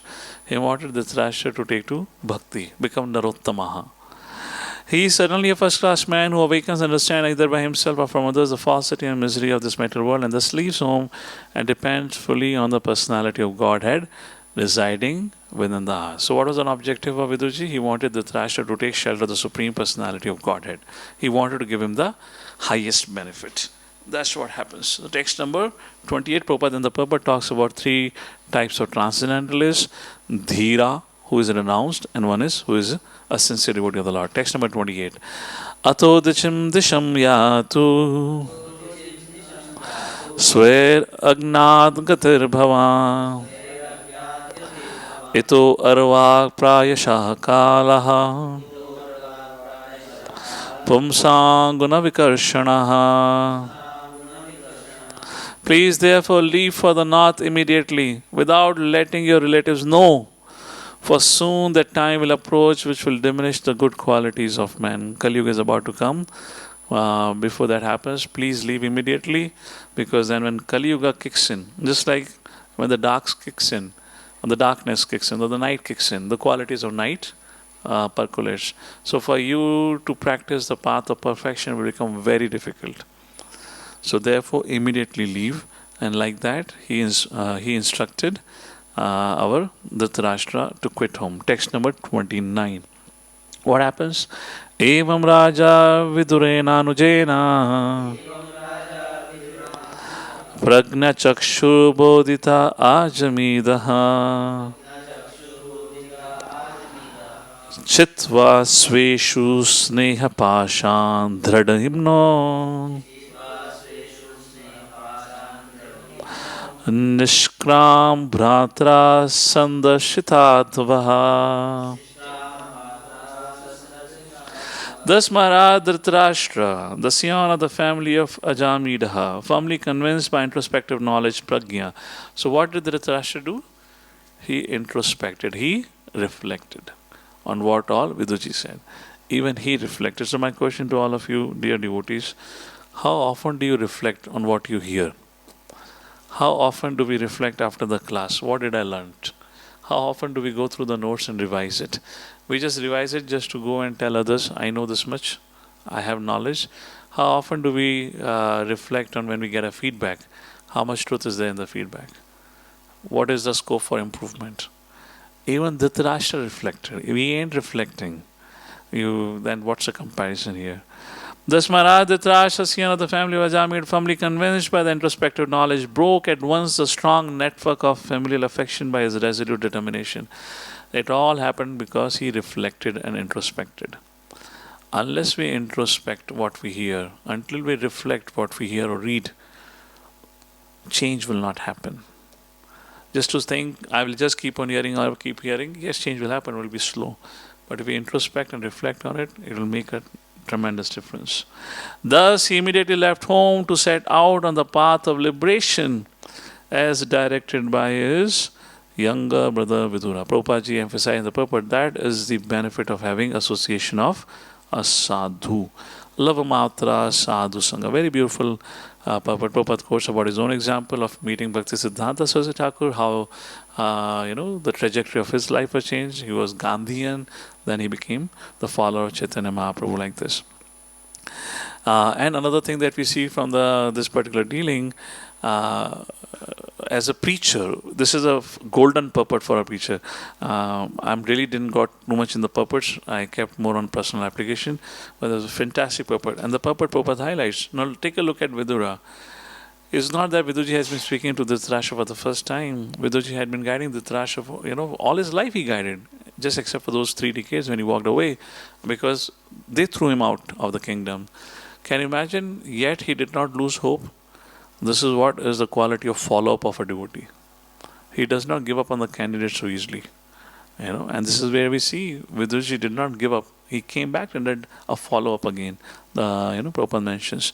Despite his life of failure, he achieved the greatest of all success and self-realization by the forceful instruction of a pure devotee of the Lord, like this. So, now question comes, what happened to Gandhari? Viduji, Dhritarashtra left, but what about Gandhari? Patim prayantam subalasya putri Pativrata chanujagama sadhavi Himalayam nyastadanda prahasham Manasvinam eva sat samprahara Patim prayantam subalasya putri. So the daughter of King Subala, who is that? Gandhari, who was pativrataha, devoted to her husband, Anujagama Sadhavi, like a chaste lady, Anujagama, she followed. This is another golden purport, and at times debatable purport. The gentle and chaste Gandhari, who was the daughter of King Subala of Kandhar or Gandhar, followed her husband, seeing that he was going to the Himalayan mountains, which are the delight of those who have accepted the staff of the renounced order, like fighters who accepted a good lashing from the enemy. So, all right, fellows, why every 2 years we go to Himalayas? This is the purport. Why do I take out trip every 2 years? For some reason. I guess we would be the only group. This is third or fourth time we are going, and every time we go to only one place in among the Char Dham. We started with Badrinath. Then we had another reason to go to Gangotri. Then we said, oh, Kedarnath nahi hua hai. Let's go for Kedarnath. Anyways, that's a joke. That's a joke. But coming back to the point. The gentle and chaste Gandhari, daughter of King Subala. So what happened is, Dhritarashtra quit. He left. He did not go back and discuss with his wife. My dear lady, मुझे आपसे कुछ चर्चा करनी है, सलाह मशवरा लेना है. Do I have your permission? Dhritarashtra said, hell with everything. I am leaving. Because for such a thing, important thing, there cannot be any discussion because it will not be allowed. So what happened? Dhritarashtra leaves and Gandhari sees, where is my husband? What did Gandhari did? She also followed. Okay, this is that time, place, circumstances when Kali Yuga had not come. So please don't think from today's context what is supposed to be done or not done, okay? So it was a culture at that point in time. Prabhupada's purport. Anyone like to read the purport online, please? Yes, Mother Satyavati Harini. Let a lady read the purport. Hare Krishna Prabhu, Tanut Pranams. Saubalini or Gandhari, daughter of King Subala and wife of King Dhritarashtra, was ideal as a wife devoted to her husband. The Vedic civilization especially prepares chaste and devoted wives, of whom Gandhari is one amongst many mentioned in history. Lakshmi ji Sita Devi was also a daughter of a great king, but she followed her husband Lord Ramachandra into the forest. Similarly, as a woman, Gandhari could have remained at home or at her father's house, but as a chaste and gentle lady, she followed her husband without consideration. Instructions for the renounced order of life were imparted to Dhritarashtra by Vidura, and Gandhari was by the side of her husband. But he did not ask her to follow him because he was at that time fully determined, like a great warrior who faces all kinds of dangers in the battlefield. He was no longer attracted to so-called wife or relatives, and he decided to start alone. But as a chaste lady, Gandhari decided to follow her husband till the last moment. Maharaja Dhritarashtra accepted the order of Vanaprastha, and at this stage, the wife is allowed to remain as a voluntary servitor. But in the sannyasa stage, no wife can stay with her former husband. A sannyasi is considered to be a dead man civilly, and therefore the wife becomes a civil widow without connection with her former husband.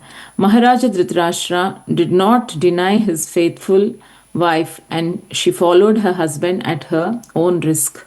The sannyasis accept a rod as the sign of the renounced order of life. All right. There are two types of sannyas. That's about sannyas. You can read it by yourself. There's nothing to explain here. So that's a point about Vanaprastha ashram. The person is not attached. So it's not that, again, it may seem like it is an irresponsible action, but no, it's not an irresponsible action because Yudhishthira Maharaj was capable enough to take care of Gandhari. If he could take care of Dhritarashtra, and anyways he was taking care of Dhritarashtra and Gandhari, so he would have continued to take care. So knowing the fact that I don't need to take care of Gandhari, anyways I'm not doing anything, I should quit. I am staying because of my own attachment. It's not that Gandhari depends on me. Her well-being, everything has been taken care by Yudhishthira Maharaj and will continue to do so. So that's the idea, and that's how Dhritarashtra left, and that's the reason Vidurji asked Dhritarashtra to quit, not Gandhari. There was no need for her to quit like that. And that is what happens. Dhritarashtra leaves, and now, so this is the first part of our discussion for today, where Vidurji comes and instructs Dhritarashtra to leave, and we discuss about the various reasons, why and all that. Now, the second part of the discussion in this chapter is Yudhishthira Maharaj, Dharamraj, the loving, kind, compassionate Yudhishthira Maharaj. Every morning he will come and offer his obeisances to Gandhari and Dhritarashtra. He still treated him as his foster parents who took care of them, all the Pandavas in the absence of Pandu, like that. And this particular morning he comes back and he sees Dhritarashtra is missing, Gandhari is missing, Sanjay is sitting at the door of the gate, at the door, and he's crying. Sanjay doesn't know where did the master go, And seeing this, Yudhishthira becomes quite emotional. And Yudhishthira begins to repent. Oh, I must have done great sin. I must have not have taken care of my foster parents or the king Dhritarashtra and Gandhari because of my impudence, because of my behavior. They probably left, maybe feeling insulted because we are here and what we did to their sons. Oh, I am so guilty. Here Yudhishthira goes into remorse. It's very amazing, huh? You give a chance and Yudhishthira goes into remorse immediately. Can you imagine what character of this candidate? People have in Kali Yuga become so shameless, they do mistake and they don't have remorse. Here we have a candidate from Dwapar Yuga who has no mistake, bhi फालतू remorse में चला जाता है वो. And then Narad Muni will come and he will rectify Yudhishthira Maharaja's remorse. That's the second part of the discussion. Again, a very important discussion. So, because it's going to switch our conversation from renunciation, from, again, it's also part of renunciation that way. But how do we see, in terms of relationship, like that? So, that we'll see it after a break. Before we get into break, any comments or any question from anyone on what we discussed so far? If anyone has anything, we can take that, or else we'll go for a break. Ananga Gopeshwara. These are hands for reading, so please lower down your hands. And those who have raised their hand for asking a question, can you please wave your hand right now so we understand who has a question? Yeah, Madan Sundar, please go ahead. Can you unmute yourself? Yeah. Hare Krishna Prabhu, Danvat Pranams. Prabhu, I just want to understand, like, in this current day, how is like Vanaprastha can be implemented? This is out of syllabus question. I don't know. I don't want to comment on the subject matter, how it can be implemented and all. I will comment on how we can sincerely practice bhakti like that, because this is something not so easy, I anyways told you what is the idea of Vanaprastha. If a man goes for Vanaprastha ashram, it's not that he leaves his wife behind through struggle. Even if you look at Srila Prabhupada, when Prabhupada was, setting up the will for ISKCON and everything, he ensured that his family gets something for their well-being. It's not like that. So, if you have grown-up kids, they can take care of, so then fine. But the problem is now which kids wants to take care of which parents? So you have such a complicated situation now, So now you continue to stay together. Eventually staying together, fighting every day, you will develop natural detachment. And natural attachment to the Lord. Yes or no? Which is far better being in the house, developing detachment rather than going to the forest and artificially practicing detachment. And then thinking, oh, my wife, so nicely would bring hot chapati. Here I have to eat this thanda khana. So you'll naturally, so that's a better situation, okay? Yes, Prabhu. Thank you. And within the family life, we got ample of opportunity because as we grow up, the way the Kali Yuga is, people who we loved and cared for all our life going to humble us eventually. The way the generation is becoming disrespectful and whatnot, disobedient, they're going to come and they're going to humble us. And it's in one way it's a very healthy situation, because then without leaving for the forest, without going through all that aspect of austerity, by the way, which forest? Which forest? Where forest? Vana prastha, forest. There is no prastha, only vana only. Where would you prastha? So better to continue where you are staying, engage in the practice of bhakti. So best way of vanaprastha today is to move next to a vibrant community and become a full-time member, render service. That is your vanaprastha, 100%. You, your good wife, everyone can engage. Let the kids who have grown up run their show, and man and wife, husband and wife, they can 100% serve. That would be an ideal vision for vanaprastha. No, don't go alone, because you can't practice bhakti alone. And we are practicing bhakti, not yoga. We're not trying to become a yogi, Ashtang yogi, Hatha yogi. We're practicing bhakti. So we have to be an association of devotees. So, join, strategize your situation in such a way that after so and so age you can retire or you have to don't work much, but you're living right next to community, so now you can give all your time in the temple from morning program till evening. 4:30 you go for morning program, you get prasadam, attend the full morning program, then end up service there. According to your age, you can get a service, have lunch there, then again attend evening aarti, evening program, and after attending evening 7 o'clock Gaur aarti, 8 o'clock to finish your Gayatri, whatever service you have, 8 or else 9 o'clock come back home, and now sleep. Is that a fantastic life? You don't have to worry about anything. Everything has been taken care, and you've been properly engaged in the temple. That's perfect life. Perfect life. What else can you ask for in today's day and time? So that we should plan for that kind of thing. Okay? Hare Krishna. Yes, Prabhu. Thank you so much. Hare Krishna, Sudhir Prabhu. Prabhu, there is something called as unmute feature. If you don't use that feature, I am not the Paramatma who will hear your sound. Hare Krishna, Prabhu. Yes, the point you were stressing on while preaching to others, sometimes we might be harsh, but even though we speak harsh, people might get disconnected. If we think like they might get disconnected and dilute the philosophy and say like your material ambitions will also get fulfilled, you come to temple, then later point of time we only need to say like no, at that time we said something, but that's not correct. You are coming to temple so how should we balance Just to clarify, you have no right to speak harshly to others. Arjuna and Krishna were related, Vidur and Dhritarashtra were related. You cannot use this as an excuse to speak harshly to the public. Is it okay? Vidurji did not go and speak to some unknown king. And Krishna did not speak to anyone. Anyways, Krishna can speak to any one of us nonetheless.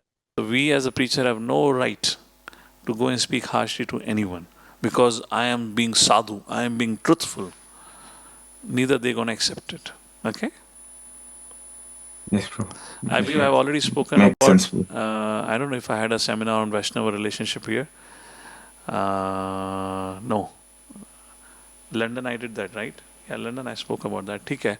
So anyways, maybe sometime in future we'll do that. So you'll understand. In that seminar on Vaishnava relationship, I teach about all this thing. How to behave with devotees, how to behave with public, and we talk about a particular framework, a model to follow. That simplifies the whole equation. Fine.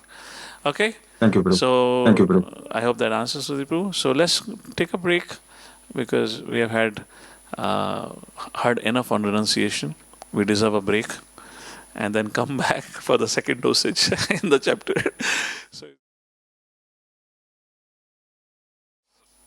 Hare Krishna, everyone. Welcome back. Now we continue with the part 2 of the discussion from text number 31 onwards. First canto, 13th chapter. Ajata Shatru Kritamaitre Hutagne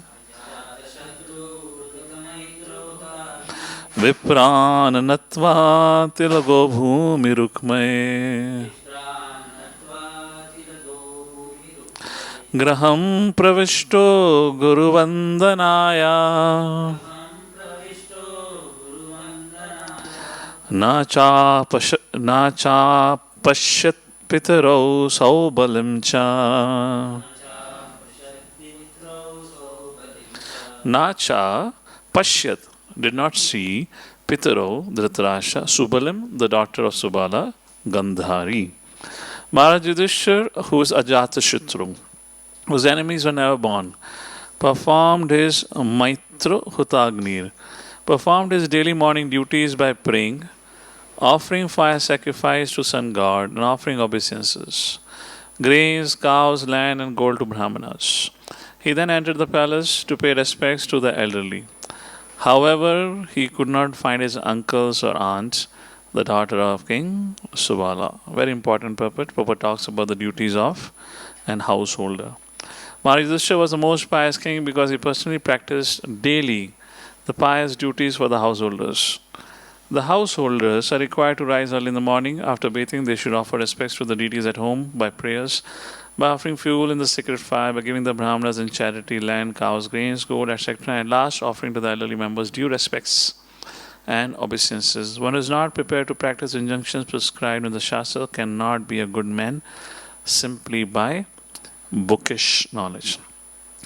Modern householders are practiced to different modes of life, namely to rise late and then take bed tea without any sort of cleanliness and without any purificatory practices as mentioned above. The household children are taken to practice what the parents practice, and therefore the whole generation glides towards hell. Nothing good can be expected from them unless they associate with sadhus. Like the Dhritarashtra, the materialistic person may take lessons from a sadhu like Vidura and thus be cleansed of the effects of modern life. So each one of us in our respective ashram have a particular duties to carry out. We should know that and we should try to perform that. Text number 33. Tatra sanjayam asinam papracha dvignamanasa Gavalagne kvasnastatu. Tatu, tata means uncle, like that. And just wait a second. Vrado hinascha netrayo. So tatra Sanjaya asinam, he saw Sanjaya sitting nearby. Pravacha dvigna manasaha, mindfully agitated. My Yudhishthira full of anxiety turned to Sanjaya, who was sitting there, and said, "Oh Sanjaya, where is our uncle, who is blind and old? Where has he gone?" Yudhishthira Maharaj become in anxiety. Text number 33. How the times have changed. People are in anxiety because they see elders are not leaving. And now he is in anxiety because he cannot see the elders. Text 33. Ambacha hata putrartha pitravya kvagata surat api maya krata pragne hata bandhu sabhayaya asham shmanaha shamalam gangaya dukito apatat. Amba, Tato means uncle, Amba means aunt. Cha, Hataputrartha. Amba Cha, Hataputrartha, my dear aunt. How unfortunate for her that she lost all her sons. Pitravyo Kwagataha Surtaha. Pitravaha here is refers to uncle because he can't find Uncle Vidura also. Pitravya, who is like my father, Kava, what? Gatha Surat, where have they all gone? Api mai akrata pragni. Translation. Where is my well-wisher Uncle Vidura? Mother Gandhari was very afflicted due to all her sons' demise. My uncle Dhritarashtra was also very mortified due to the death of all his sons and grandsons. Undoubtedly, I am very ungrateful. So the second last line of the verse, Asham Shamanaha Shamalam. Shamalam means because of my offenses. Undoubtedly, I am very ungrateful. Did he therefore take my offenses very seriously? Gangayam dukito apatat. Is it that they drowned in the Ganges and commit suicide because of all my offenses? Undoubtedly, I am very ungrateful. Did he therefore take my offenses very seriously and along with his wife drown himself in the Ganges? Prabhupada's purport. Dhritarashtra had suffered, the last few lines, Dhritarashtra had suffered the effects of his own misdeeds by the will of the Lord. But Maharaj Yudhishthira was thinking only by his own unavoidable misdeeds. Yudhishthira was thinking, that is the nature of good man and devotee of the Lord. A devotee never finds faults with others, but tries to find his own and thus rectify them as far as possible. Please highlight this. Mark it. Share it on the group. Who is a devotee of the Lord? This is the nature of a good man and devotee of the Lord. A devotee never finds faults with others, but tries to find his own and thus rectify them as far as possible. What is the conditioned nature? Is to find fault with others. Finding fault with others is one thing. Worst is finding fault with one's seniors. Particularly when we get corrections. So when our desires are not fulfilled the way we want to function, that becomes more dangerous. And here, our devotee never finds fault with others, but tries to find his own and thus rectify them as far as possible. Is always worried about how can I serve better. What is the purpose of my life? To serve better, to please. When we have that conscious at the back of mind, then we can act on this platform. But the consciousness is to enjoy. Then we'll not think like this.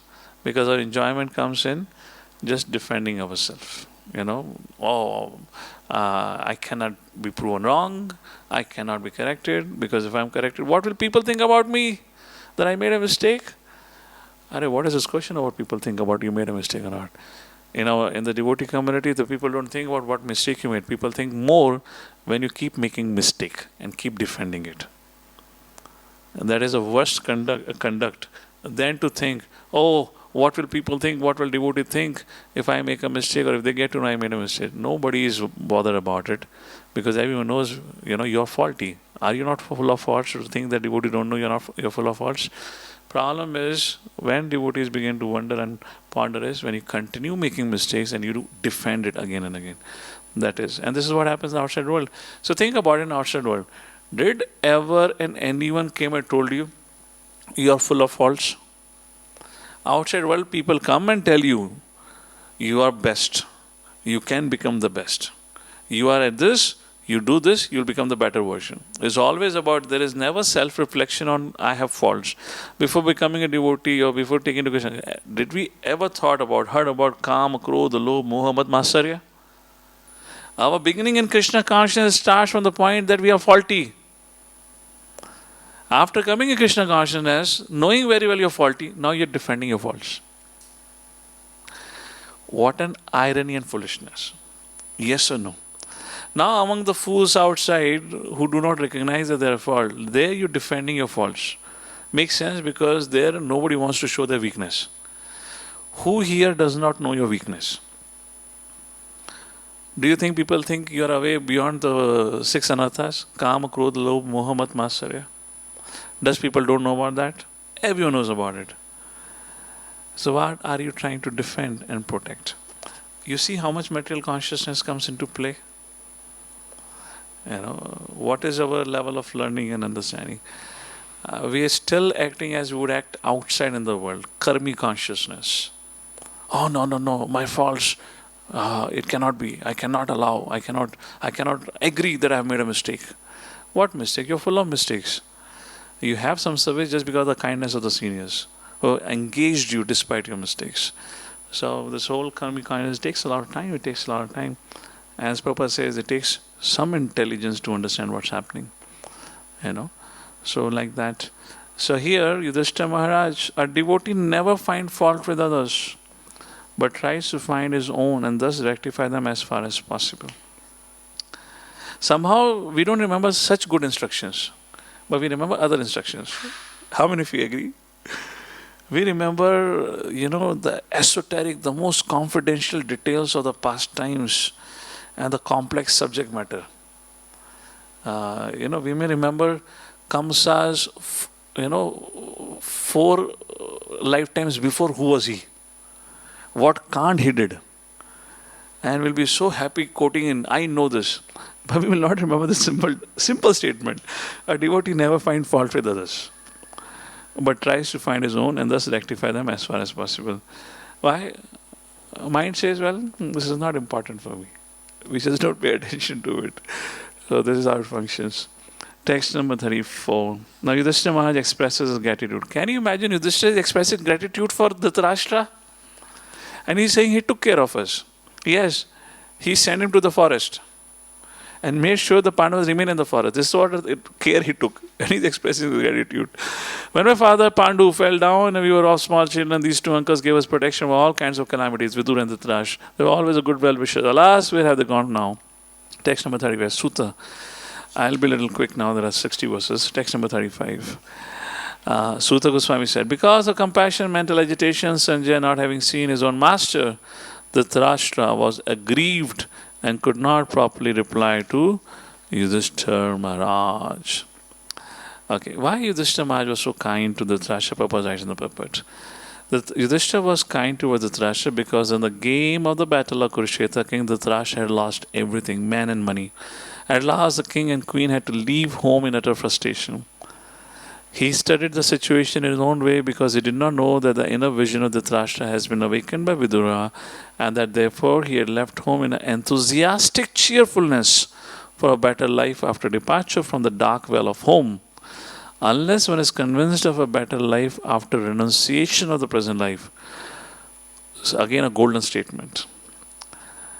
I repeat, unless one is convinced of a better life after renunciation of the present life, one cannot stick to the renounced order of life simply by artificial dress or staying out of the home.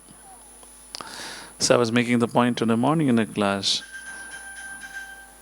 In the beginning, it is okay to be in the association of devotees because we are fearful of the outside world. But that fear cannot sustain us. What will sustain us? The goal. We should learn about the goal. Unless we are attracted to where we want to go, fear cannot. Because the nature of this world is illusion, forgetfulness. Once you are in the situation, eventually you will forget about all the sufferings that you had outside. And then you will bring the same karmic consciousness within the devotee community. So we have to balance it out. We have to have a fear, healthy fear, as Prabhupada would often say. Prabhupada said, the problem with my disciples is they do not fear Maya enough. We got to have healthy fear. And second, we need to cultivate our attraction. Attraction for Vrindavan. Attraction for Gauranga Mahaprabhu's Leelas and pastimes. Hearing. This is what we need to cultivate. Text number 36. Translation. Firstly, he slowly pacified his mind by intelligence, wiping away his tears and thinking of the feet of his master, Dhritarashtra. He began to reply to Maharaj Yudhishthira. Who? Sanjaya.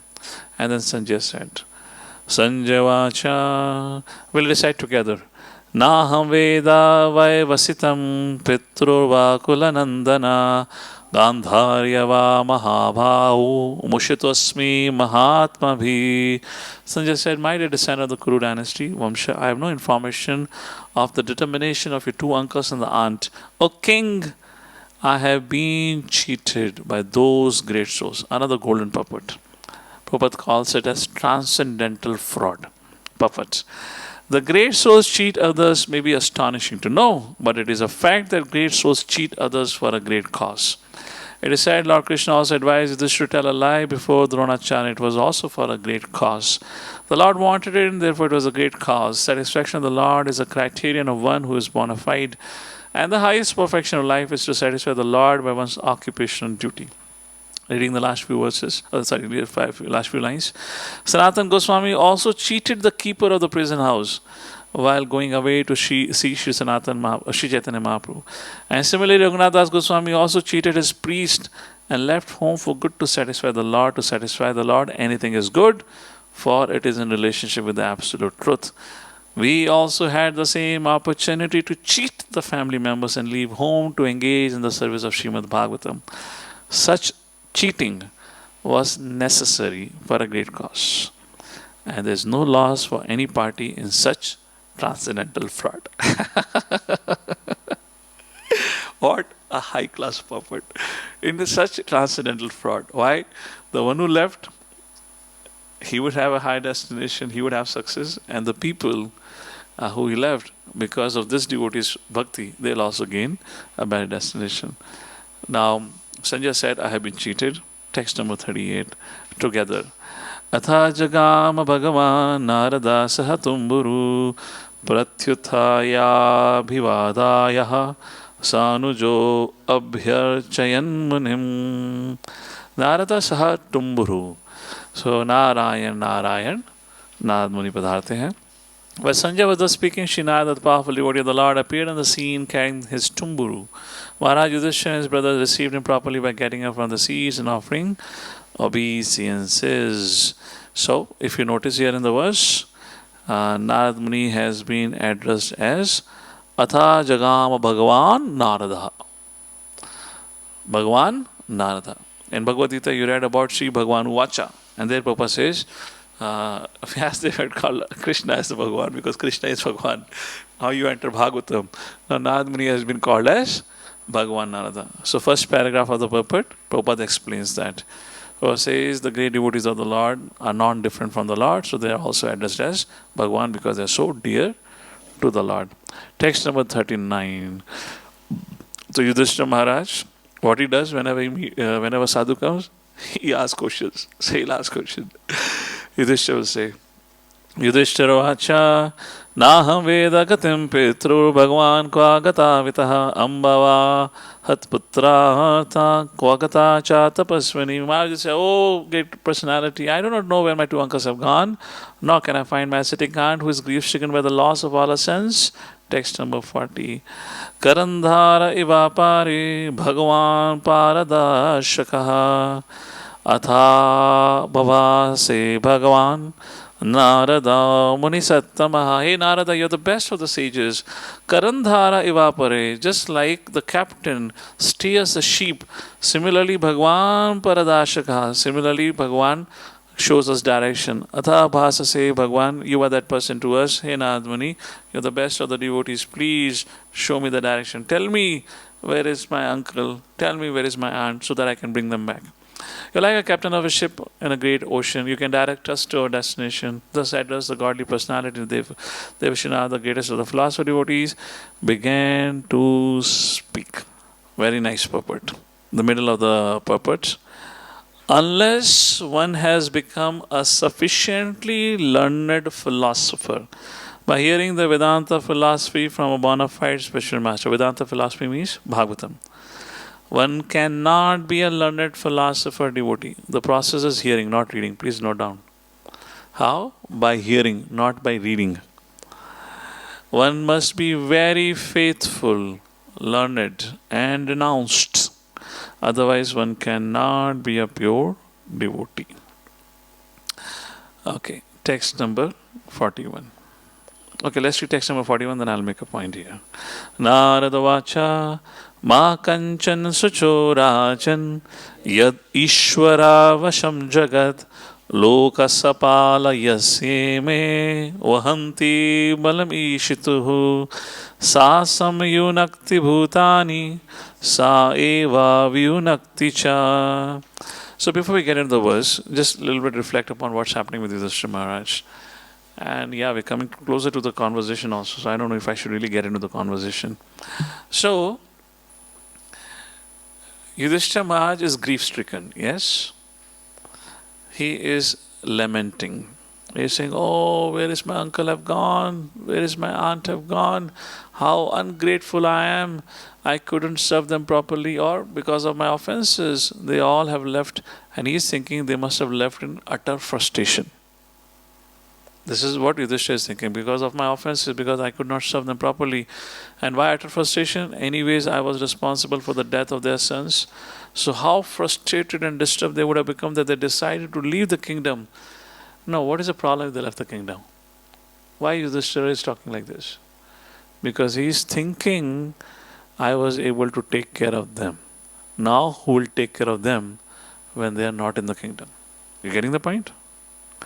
So Yudhishthira is thinking, who will take care of Dhritarashtra? Now does Yudhishthira doesn't know? Aham sarvasya prabhavo mataha sarvam pravartate. Aham bija prathapitaha.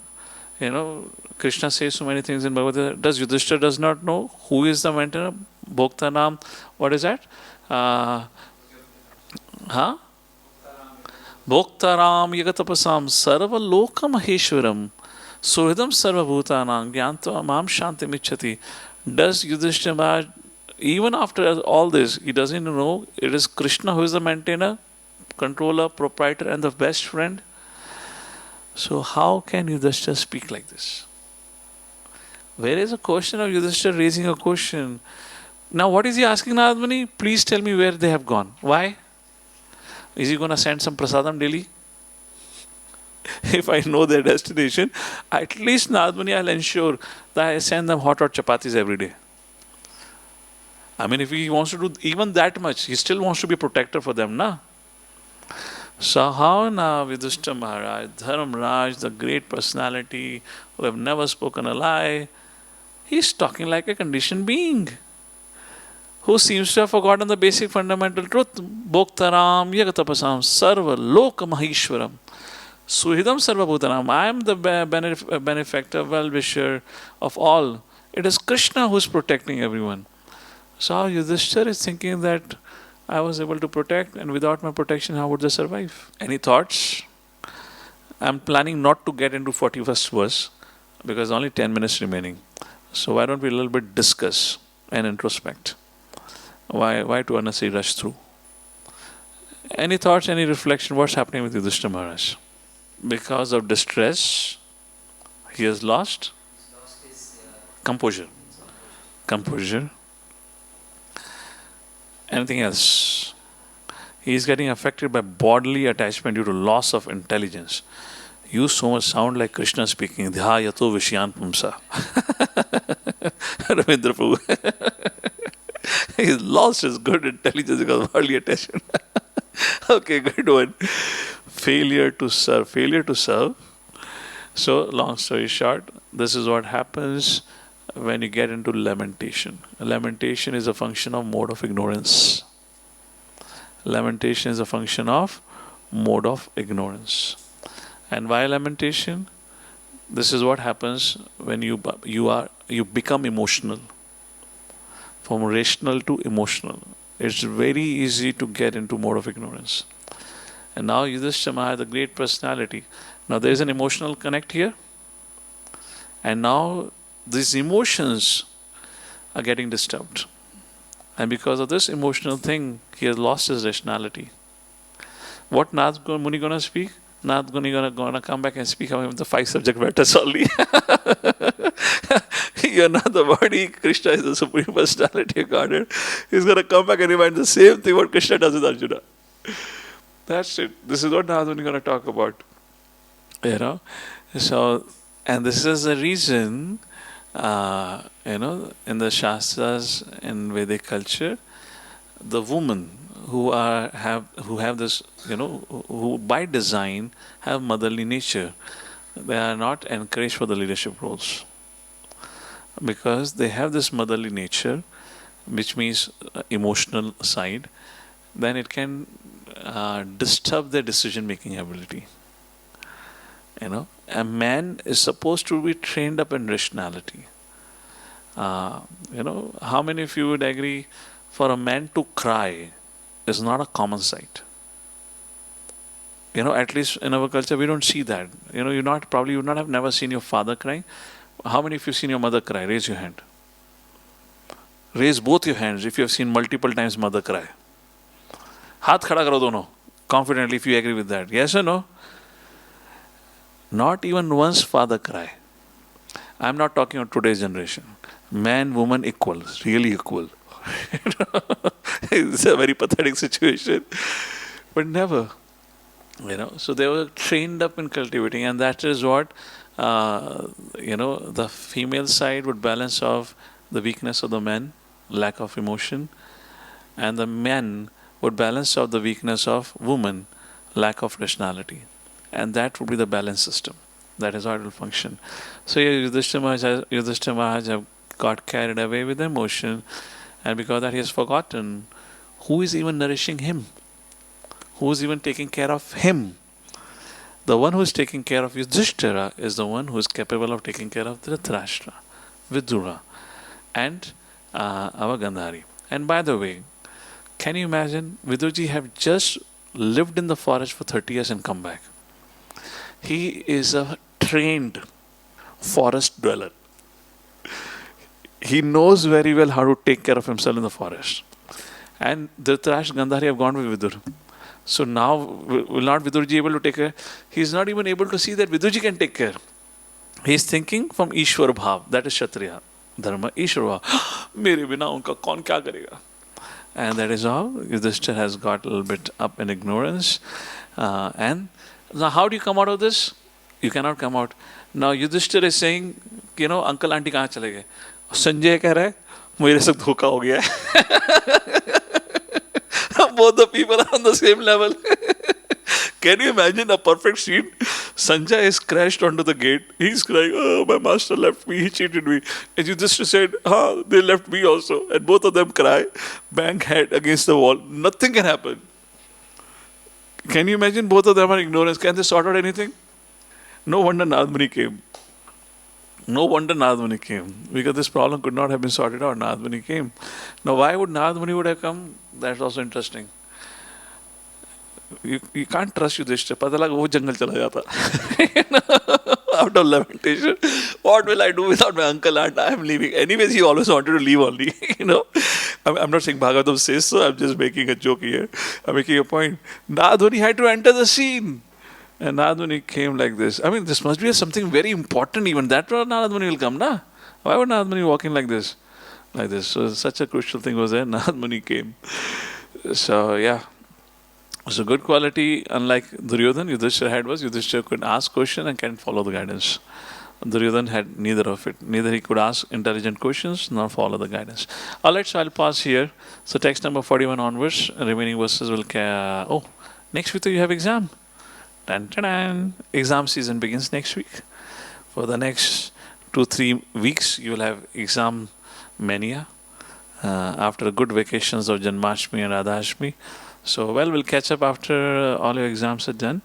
Okay, so I'll pause here. Thank you all for your kind attention. Jagadguru Srila Prabhupada ki jai. And when we catch up next, I believe I'm out for 3 weeks. When we come back, then we'll continue this discussion. By the time, I request all of you, please cover up all your pending assignments, OBAs, CBAs and everything, so that we can do it. Because then again, Karthik will come, then marathon will come. We cannot have any exam plan that time. So please finish it off. You have good time now for the next 3 weekends to complete all your shloka test, OB and CBS. So before we get into any discussion about the exam, if anyone has any question about the topic, first we'll take that. If none, then we'll go to questions about exam. Let's do that first. Yes, Ravi, go ahead. One question, Yudhishthir Maharaj was very much lamenting about his. I mean, he was not feeling nice that his uncle and auntie went away. But then you said that he had chosen Bhim to serve them also. I never said Yudhishthira chose Bhim. When did I say? The verse says the Bhim used to come and give food delivery. That could be his voluntary choice. No? I never said Yudhishthira chose. You're interpreting. You're overthinking. I never made that point because it doesn't say there. It says the Bhim used to do food delivery. And why would Yudhishthira send Bhima? Who wants to take care? So Yudhishthira knows very well. Bhimsen will go, what will happen? Yes, Kashyap. Prabhuji, just one point I noticed. When Narad Muni arrived, usually there is an etiquette that you will, speak, glorify a little. Here I can see that directly he's probably is because of lamentation. Lamentation, nah. Okay. I mean, what? Is ignorance right now? Yeah. Nothing. I mean, can you imagine you're crying? Aap kitne achhe hain. Aap mahan hai. It doesn't make sense. It's impractical. What is it? How can you just keep crying and then keep? It's not. Because, I mean, just now we were discussing about that when Brahmastra was shot by Ashwathama. It is so dangerous situation, but still Arjuna was not in lamentation. Arjuna was afraid. What is this? This is lamentation. This is ignorance. Okay. He took shelter of Krishna. If he was crying, like what he did, like for example, are there prayers in Bhagavad Gita? No. Because that was lamentation. Correct. There is no prayer. He said, please give me, because see, lamentation means there is something which is hurting you. It's an emergency situation. You want immediate solution. You're not going to think about anything. Your mind is consumed by it. There's not like that. In case of Ashwathama, Arjuna didn't go into lamentation. No, it was fear and immediately took shelter. Lord, please guide me. And then he glorified. It's a different thing. Okay? So, fine. All right, we can pause the recording now.